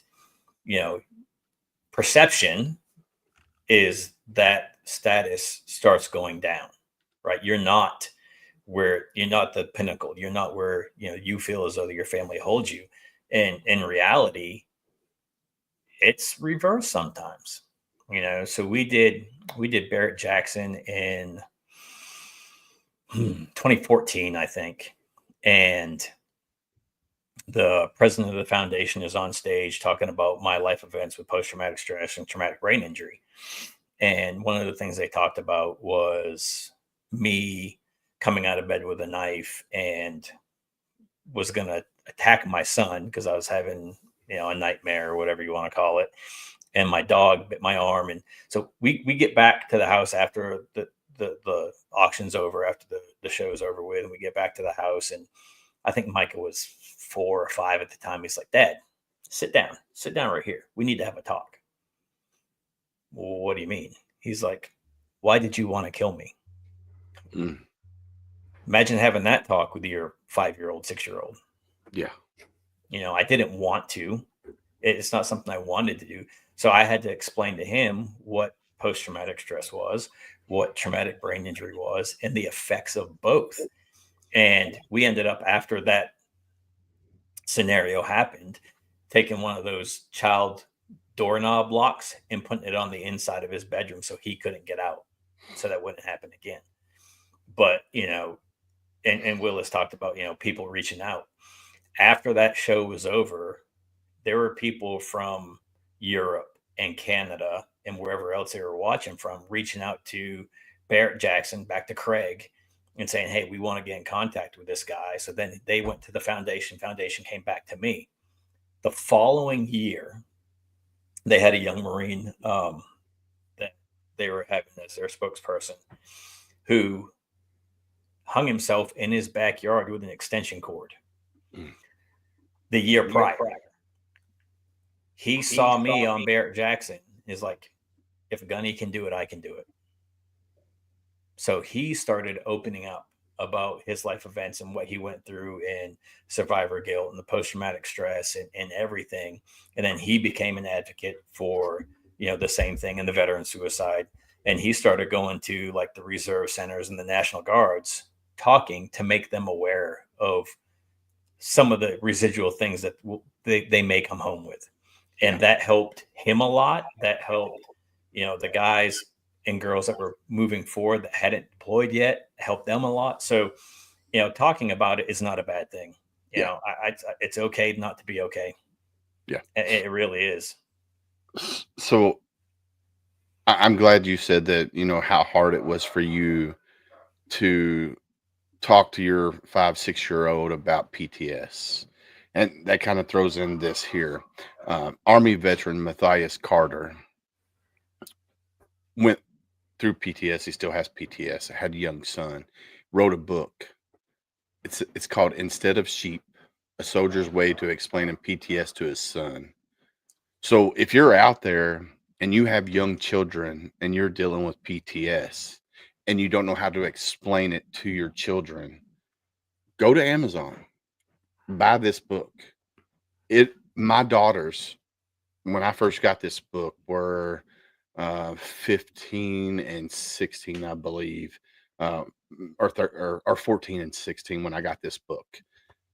They read it and they're like, Dad, I understand. So no matter how old your kids are, and it's a short read. I mean, it's literally, look, it's big words and pictures. Go buy this book. It will help you explain what PTSD. It breaks it down Barney style, or like I say, marine it down. It marines it down. It breaks it down Barney style for you. Keep it simple, stupid. Um, go buy the book because PTS is not fun. We all know as veterans, we all have some sort of PTS. You know, whether you serve 6 years, 4 years, 20 years, 15 years, we all have PTS of some sort, something. And if you have a hard way of explaining that to your children at a very young age because you don't think they're going to understand, that book will help you. So I'll tell you right now, whenever I'm about to deal with like I feel it coming, like Yeah. the anger that comes behind all of that. And I think some of the best ways that I've learned how to deal with it while I'm talking with my kids is just to point out, hey, I want you to know this right now. Like I'm having a really hard time with this. I spell it out to them. And the first time I felt kind of ridiculous doing it, but my kids were like, "Oh, Dad, oh, thank you for telling me," because there's been times where I lose my temper. Then I'm like, I gotta get out of the situation Yeah. before I start like doing something irreparable. Yeah. Um, so I've learned that whenever I talk with them about how my feelings are coming out, Yeah. it doesn't feel natural at all, but they understand. And that actually, I think it's doing them a benefit because now they can start expressing their emotions. Yeah. Yeah. And it's actually made things a lot smoother inside of our household, especially whenever my kids are doing something that is starting to trigger my PTSD or something like that. I can talk it out with them, and we're working out together. Yeah. You know, So there are times where certain things that my kids do just automatically triggers my anger. My wife's the same way. Sometimes it's just like automatic. And then after I relieve myself of the situation and go cool down and prevail, I have to come back and say, "Hey, I was in the wrong. That dad was having a bad time." Um, and now they're older, they understand a little bit more. But when they were younger, it was just like it's really hard. And going through therapy is helping. With the trigger points and stuff like that, it is helping. I can't say I'm 100% better because there are certain triggers, like on Sunday morning when we're trying to get ready for church. Church is at 11:15. I want to leave my house by 10:45. We're only 5 minutes from church. I want to get out of my neighborhood and in church and get the spots that I want. So if we're leaving the house at 11, I'm already triggered. My anxiety's up. So I want to, right here, Aaron, you are correct. Yeah, and we say that. Firefighters Yeah, we say that all the time. They probably see more traumatic events daily, than the military do, daily. just because especially EMS and police responding to scenes. They definitely see a lot of trauma, and it's a lot of things that your brain's not can't process. Yeah. Yeah. I have the utmost respect for first responders within the community. Firefighters, you guys run into a burning building to save people. And sometimes you get trapped in there. Sometimes you firefighting is not a glamorous job by no no. means. And let's just be real, they're the ones that end up scraping things off the ground. Yeah. Yeah. Yeah. They do And a then, lot more in our community than people would ever know. yeah. And then my wife says right here, teenage girls have a real easy time getting you into a not so good headspace, but being emotionally healthy and showing them how to work that out is better for them. And you are correct. Like my teenage daughters, I'm trying to teach them how to drive. And it seems like, oh, daddy, I know. And I'm like, well, and then, I'm in the passenger seat and my youngest is like Leadfoot Willie over here and they're braking. And I'm like, brake, brake, brake. break, break, break, and getting louder and louder with them. And they're like, Daddy, I had my foot on the brake. I'm like, well, you're not, well, you wasn't braking fast enough. You weren't pushing it. You got to push it harder. And then right here, only way through it is to be very strong and not let those demons get to you, and find that something that will help get through it. My light show for the community is what helps me, because it's helps other people be happy and be selfless. No, I love that. Oh, so the wife says she's currently in the car with my youngest right now. Yeah. And So Aaron, I'm when I glad you're was- here, Aaron. Absolutely. When Aaron, I I'm was going super through, happy you're here. yeah, when I was going through therapy, my therapist said, find something that bores you and do it. So I would take each one down and dust it Oh God. and put it until I got back down to a good headspace. I'd shut the case and away I'd go. That lasted like a week. Oh no, Dad's polishing his coins. Yeah. So, but So- when you've got close to 500 of these things, it's it's not good to sit there and be like, Yeah. that one's I don't clean. know. I don't know if doing something that would bore me would be helpful for me, No, because so what it does is it takes your mind off of what you're thinking about and directs it to that whatever. Willis needs more coins to polish. Oh He's got coin man, envy. Willis. No, This she is- didn't. This is not even a fraction did. of what I have. well, I got more than what's here on my case, but my daughters have a bunch of them because they wanted some, so I gave them some. I do have some. My kids have duplicate- their own display case with their own So, stuff in it. Yeah, They don't get any of this. I'm working on getting more coins, but I don't want to go buy them. I want ones. The ones that are going to mean the most to me are the ones that are given to me. Well, what you do is you the ones you buy, you trade them. Yeah. That's Or what I did. so HomeFront Sitrep, I'm hoping soon we'll have a coin, and my brother across the street here on the screen is designing it for us. I'm super excited. It's going to be a business card style. Can I give a sneak peek, or you want to hold off on it? Yeah, you can give a sneak peek. Yeah, I'm super excited. We just got to come up with the money. I'm working on that as we speak, to come up with the money for the die and stuff for it. Oh, it's gonna be washed out. Here we go. Yeah, it's gonna look good, dude. Yeah, that's good. I think it's gonna be pretty badass. It's a lot of I'm not metal. going to show the back. We're going to save the back for. Yeah, when we'll we save the do. back for later. Yeah.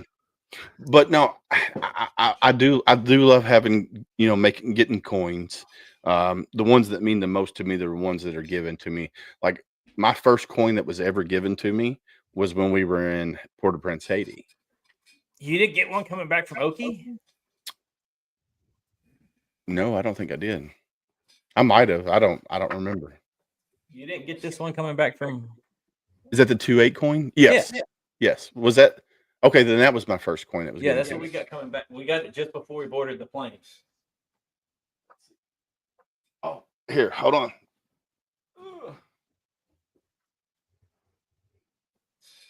Do you guys have this one? Oh, You got to go hold the on. other way with it. Which I never one? did a med float or a float, so no, I don't have that. So I do have that one, Sam. Look, that one. What's on the back? Do you have that one? Yeah, that's the first one that we were. Yeah, given. that's the first one I got. Yeah. And then this one means a lot to me too. This one means a lot to me too.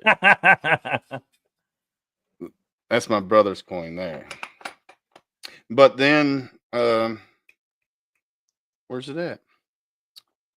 Is this the one? I think is this the one we got from Haiti, right? No, this one. No, which one was the Haiti one? I do have that one too. It's not. I think one of my kids have that. It looks like this on the front. I got to get away from the Is it damn purple? light here. Yeah, It's the got a purple purple edge in with it. the handshake on it. Yeah. So one of my kids have that one. Right here, Yeah. this one. There you go. Yeah, my kids. One of my kids have that one. That's from the commanding general of the SOCOM, right? Or No, that was the colonel. Yeah, the did you see? Did wasn't the SOCOM general that came to base? Did you? Oh yeah. I He got came, that coin too. I was not there. We were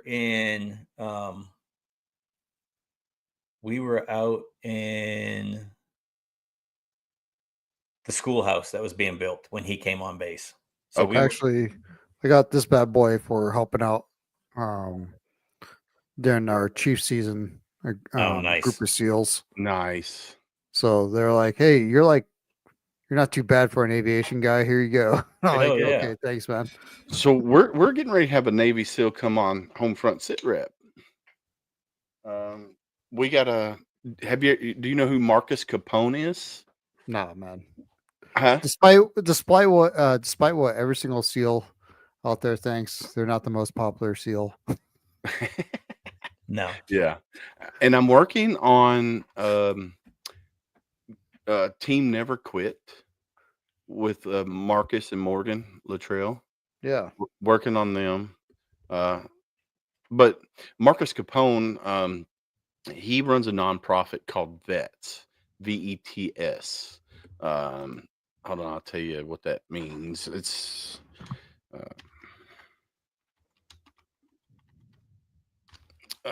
Marcus Capone. He's a Hey Willis. yes. Who is that one? I can't see the Current Sergeant Major of the Marine Corps. Oh, nice. Sergeant Major Ruiz. Yeah, good dude, man. I met him at the Army Navy game last year. Nice. I got Brigadier General Ben. Chris has got someone that looked like friggin' dinner plates back there. I know, right? Yeah, like this So was Marcus my buddy. Capone, God, I mean, look, that's stupid. oh my God. Well, check this one. It's my buddy Chubbs. It's his personal coin he gave Man. me. Check this one out, Deeds. Oh yeah. You've seen that one. Yeah. The Roll Call Foundation. Yeah. I mean, It's huge. Is it? I got this one. I got a ton of dinner plate ones. Oh, so you think that's a thick coin? Do you have that one with you, Deeds? Yeah. Let me go in the other room and grab it. All right. So what's your thickest coin you have, Chris? Do what? So I have a coin. One. I have a coin. And I have to find it. It's somewhere around here, but it's this big. Holy cow! So Sam has a coin that will stand up by itself. Dang! It's freaking huge. It's massive, bro. But Marcus Capone. Let me see if I can put VETS because that's what it. All right, so come on, vetsolution.org is the website.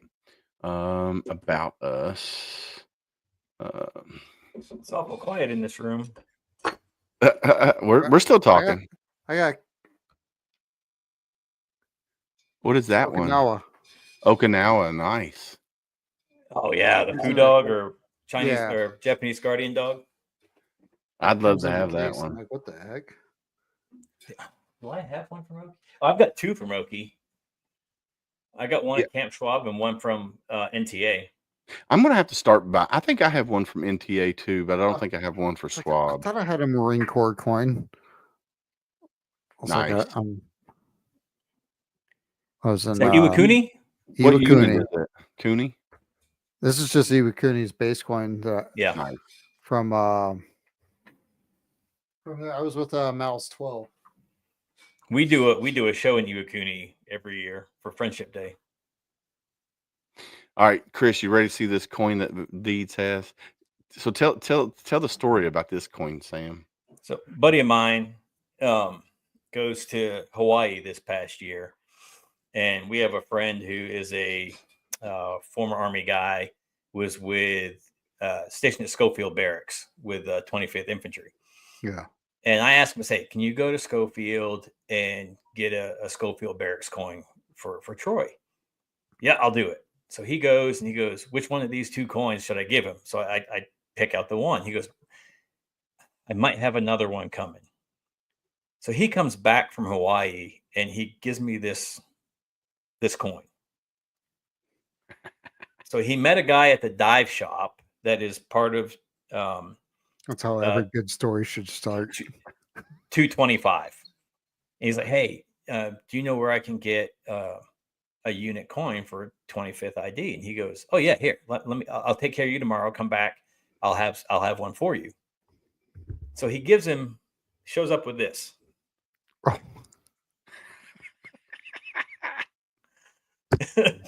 But it says, presented to the Ultimate Warrior. Thank you for your service. And I'm guessing it's probably one of the station's coins. Oh my goodness. Hold on. Look.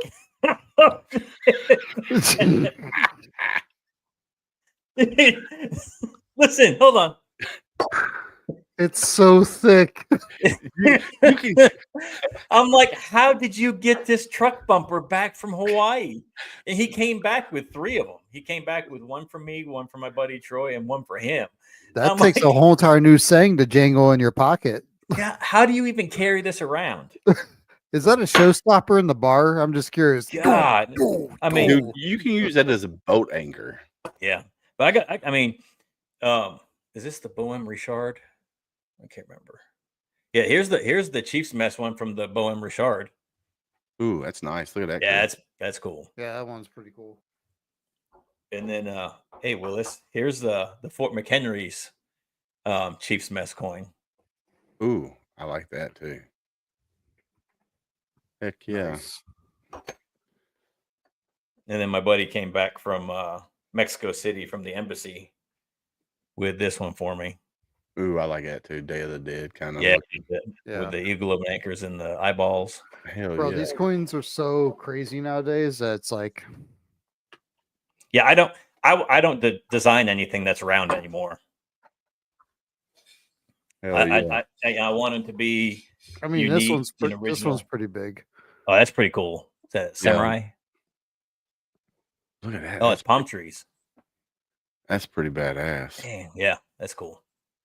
Yeah, it's HFC 6. Talks about how they were in Coronado and then ended up in Japan. Yeah, Heck wow. yeah. Yeah, I don't buy coins. I've never bought coins. This one was given to me on a flight. Damn. One of the VRs, one of their air crew guys. Nice. I was just talking with him, and he's like, "Hey, man, I'm going to give you a coin." I'm like, "Oh, Yeah, okay." that's Okay. Nice. Yeah, my wife bought me a couple when we were in Hawaii. I mean, they're cool. Like, what the heck base was it? Kaneohe Bay. It's got a little friggin' tiki dude holding up a surfboard. Oh, Nice. I got one for you. Hold on. And then Pearl Harbor had one.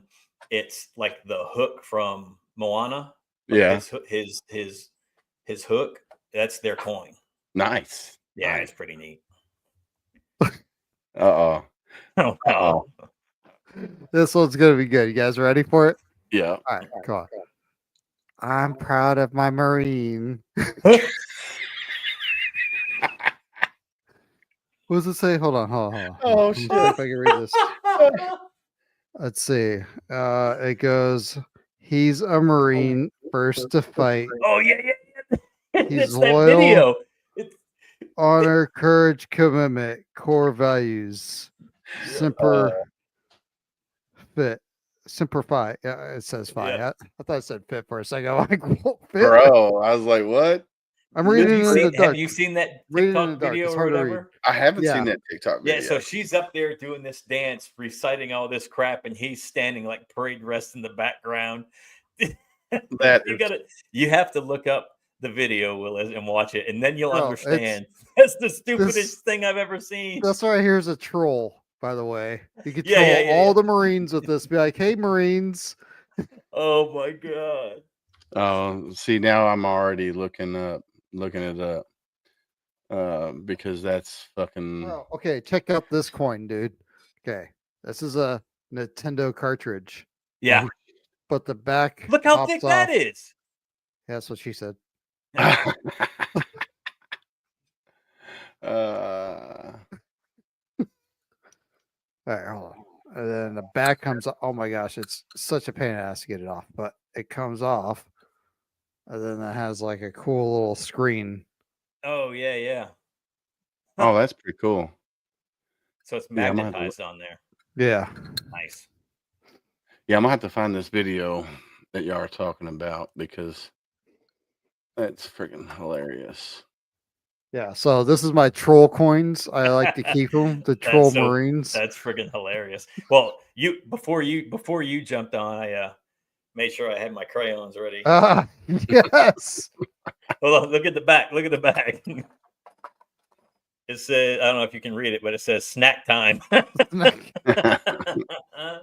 Yeah, I'm gonna have to look up those TikTok troll. So is it a TikTok troll video? No, it just says Oh, just type in Say- TikTok just I'm a say- Marine or TikTok. He's a Marine. he's a Marine. Yeah, he's a Marine. He's a Marine. He's a Marine, yes. As soon as I saw that, I was like, oh man. Oh, so that's the one with a mom. It's actually a real video. Yeah, it's a Dependa video, dependent. bro. It's the wife or the girlfriend. All right, hold on here. I think I found it. All right, hold on. Bro, here's another cool coin. It's really super. Oh, it's super thick. Yeah, Heck so I saw that for the Marine Corps. They had one on base. Yeah, it's one of our chief mess Oh, geez, coins. yeah, nice. Are y'all ready? Yeah, let's do it. That's it. First to fight, he's loyal. Honor, courage, commitment. Core values simplify. Oorah, he's a Marine. Oh, You got to put your figures back up there again, Chris. And she, all right. Let me turn this off. Hey, Aaron. So Paris Island is on the Is in East Coast. South Carolina. in It's Beaufort, South MCRD. Carolina. Yeah, MCRD San Diego is the is boot camp out there. Yeah. All right, guys. It's 9:00 at night. Yeah, that's- Willis, we've been going for almost 12 hours. That was embarrassing for that poor Marine. Yeah. No, he's the one that probably is like, yeah, go ahead, babe, do it. Yeah, Can you yeah. can you imagine the guys in his unit? bro, Oh, God. he still gets trolled on that. Oh, They I literally made an entire coin series. Freaking On him. hilarious. That I is mean, hilarious. The I just like that douchebag- she was in that bathing suit top kind of looking thing, and she was throwing them out there. Like, I mean, he didn't do too bad, but like he really should have vetted that. Like, Man, I For mean, real. looks wise, but I mean, mentally, man, yeah, he's having some struggles. man, 2 hours. This one's rolled. Oh, well, almost 2 hours because we started at like 10 after 7 when we went live. But Well, it's showing an hour 53 up on the screen there. yeah, Dan. Yes, Dan, that is the truth. Let's just Yep. get down to it. Yep. That's the truth. We- oh we- yeah, We've all had to brief that Marine, but he Yes. just went with it anyway. he went with it anyway. Yeah. So we've been on here a really long time. I want to give a shout out to Heroes Media Group, Reach Across America Radio, Veterans Voice Radio, and Military United podcast streams. Also, mill2vets.com, Return to Roots podcast. Mr. Chris for coming on here and hanging out with us. Chris, it's always a great pleasure to have you on here and hang out with us. We do have our Tipper of the Spear coming up soon. Is that a couple weeks from now, right? Yeah, Hold man. Is it this week or next week? No, I think it's was it 3 weeks because there's 4 weeks. 3 Wednesdays from now. Yeah, 3 Yeah. Wednesdays from now. So on the 27th, we will have the Tip of the Spear, and I can't wait for that because that it just keeps growing. the tip of the spear is so cool that it keeps growing and growing with all these other veteran podcasts that come on, because like the whole premise is like, if Chris can't make it, somebody fills his spot, or if I can't make it, somebody fills my spot. Granted, I'm the host, so I have to be there for all of them, so I have to make it. But the whole premise is that we get to talk about whatever is going on globally. It doesn't have to be military related. It could be politics. It could be religion, which is what we don't do on our own respective podcasts. We keep that off of here because it's controversial to talk about religion and politics. We could talk about good times we had in the military. We could talk about the VFW, the American Legion, you name it, because everybody has their own personal opinions about things. Yep. Aaron's getting ready for his show coming up in Arizona, Magic on the Mountain. So Aaron, drop your link in the chat for people, if you don't mind, to your website so people can come check out what you're doing there in Arizona. Your tribute to the troops with Magic on the Mountain there in Arizona. But no, HomeFront Sitrep, you can find HomeFront Sitrep on reachacrossamerica.org/radio. Thursday nights, 11 p.m. Eastern. That is our time slot. You can find us there. Or you can look us up on HomeFront Sitrep on Facebook, Heroes Media Group, Military United Podcast Streams. Heroes Christmas Tribute is what it's called.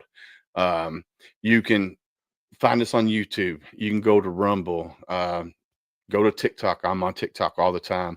Just search up at HomeFront Willis on TikTok. That's my handle there.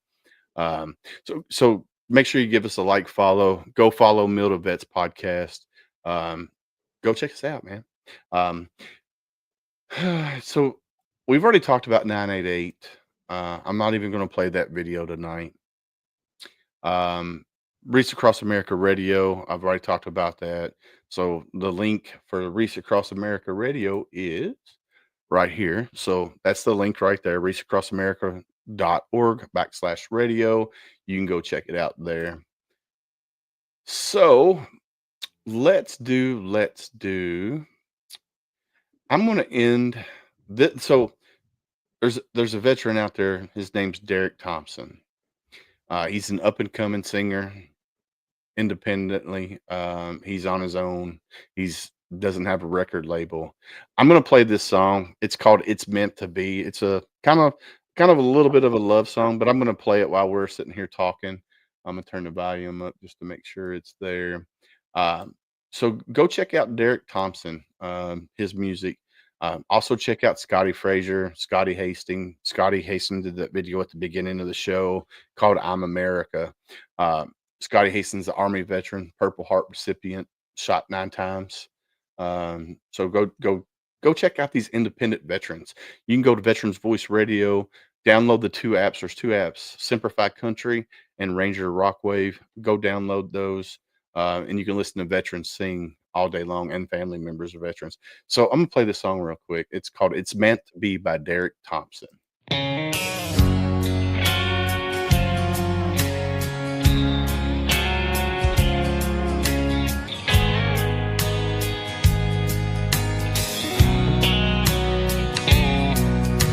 52 miles down the back country road, just looking for a spot to finally let you go, but I can't. You know I can't. Your memories hit hard like a boxcar train. I can't drink away the hurt, can't bury this pain. The Lord knows I can't let go. There's no video for it yet. It's just words. Yeah, there's no video. Oh, The good Lord's always. Yeah, I think they're still working on the video. It should be released here in the next couple weeks. His compass always points me back to you. Like those summer winds up there in Cheyenne. The way it feels to hold on to your hand. Feeling that love, knowing someone's up above, looking after little you and me. The sun's gonna shine in Miami. Lets me know that you're the only light I see in a world full of darkness. Don't have to feel heartless. I know who you're gonna be.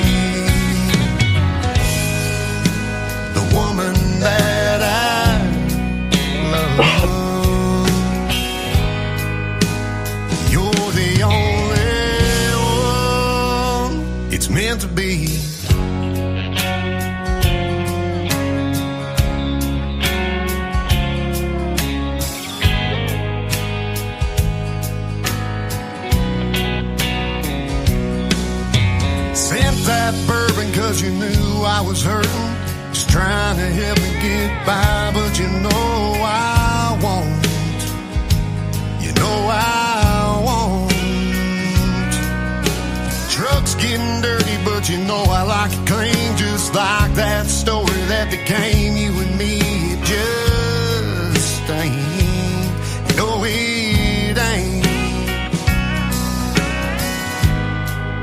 Still love you anyway.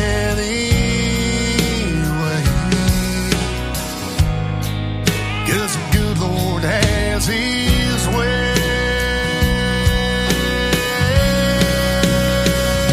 It's like those summer winds up there in Cheyenne, the way it feels to hold on to your hand, feeling that love, knowing someone's up above looking after little you and me. The sun's gonna shine in Miami. Let's be know that you're the only light I see. Feel heartless, I know who you're gonna be. The woman that I love. You're the only one. It's meant to be.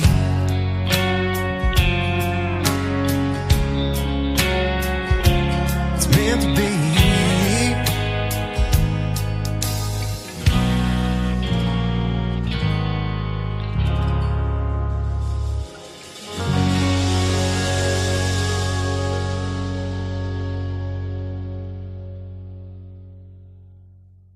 Yeah, so that's Derek Thompson.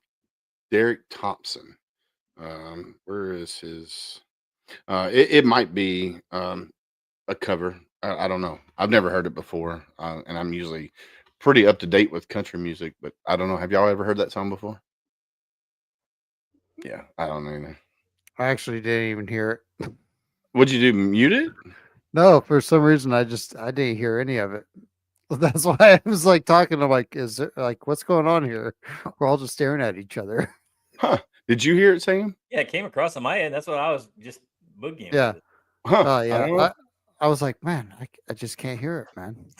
Hopefully it just didn't come to you and I, Willis, and we're just sitting here for like 3 minutes. Well, I know Aaron. No, said someone said that this is an old one. I'm like, okay, so it's just me. yeah. I don't know. He said it was new. He sent it to me. He said he's getting ready to release it. So I think he's talking about the link that you put up. oh, the link maybe. Oh, okay. Yeah. I got you. Dan said he heard it. So Yeah. it went Okay. across. All right. Oh, Yeah. man. So I didn't even hear it. So I'll have to send it to you, Chris, so you can listen to it. Or you can look up Derek Thompson music, DEREK Thompson music on all streaming platforms. But the song hasn't been released yet. Or it might be by now. I think he said it was getting released. It was going to get released on Friday after he sent it to me. So, guys, it's that time of night, my friends. Yeah. Chris, thank you for coming and hanging out with us tonight. Thank you for all the veterans out there that are out there in chat. Thank you for your service, and I mean that from here. You guys are my brothers, my sisters. You will be to the day my oath ends.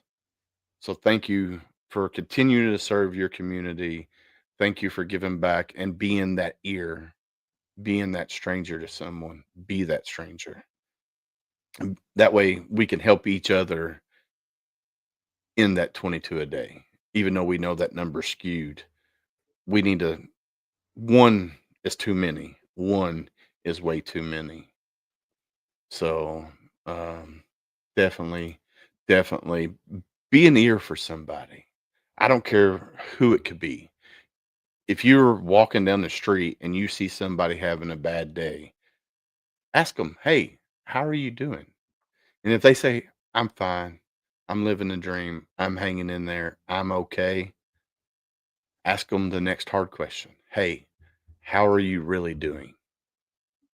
Because then they're going to open up to you, because that means you care.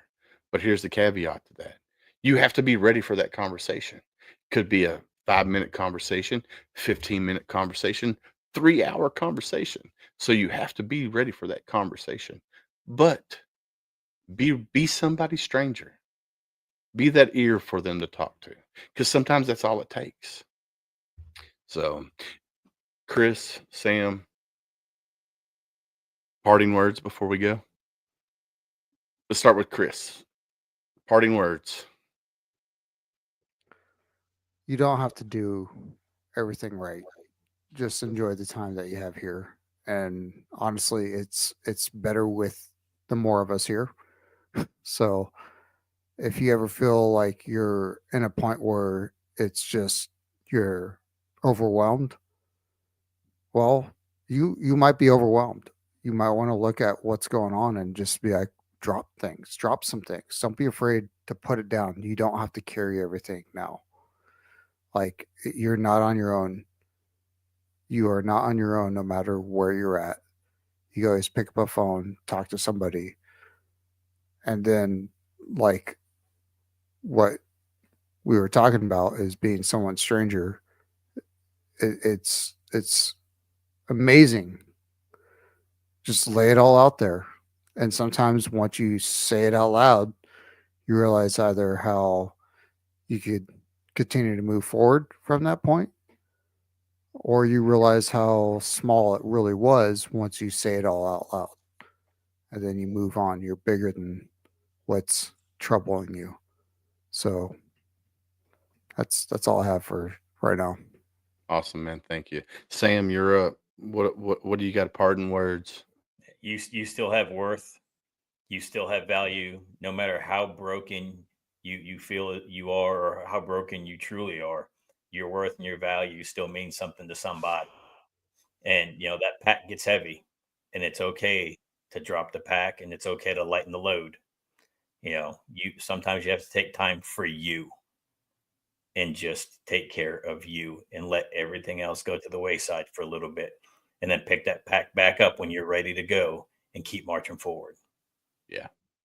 I love it. I love it. Guys, ladies, gents, happy Veterans Day. Thank you for your service. Just like Sam and Chris just said, show up tomorrow. Somebody's expecting you to show up. Someone loves you. They're expecting you to be there tomorrow because you are enough. Look in the mirror and say, hey, I am enough. And if you're having whatever, reach out, talk to somebody. It's all it takes. You never know. You could reach out to a buddy who's thinking about whatever, and you could save their life, and they could save your life in turn. Because the man upstairs does things mysteriously, because I guarantee you they've been through it. So like we always say on HomeFront Sitrep, stay safe out there. We got your We six. got your six.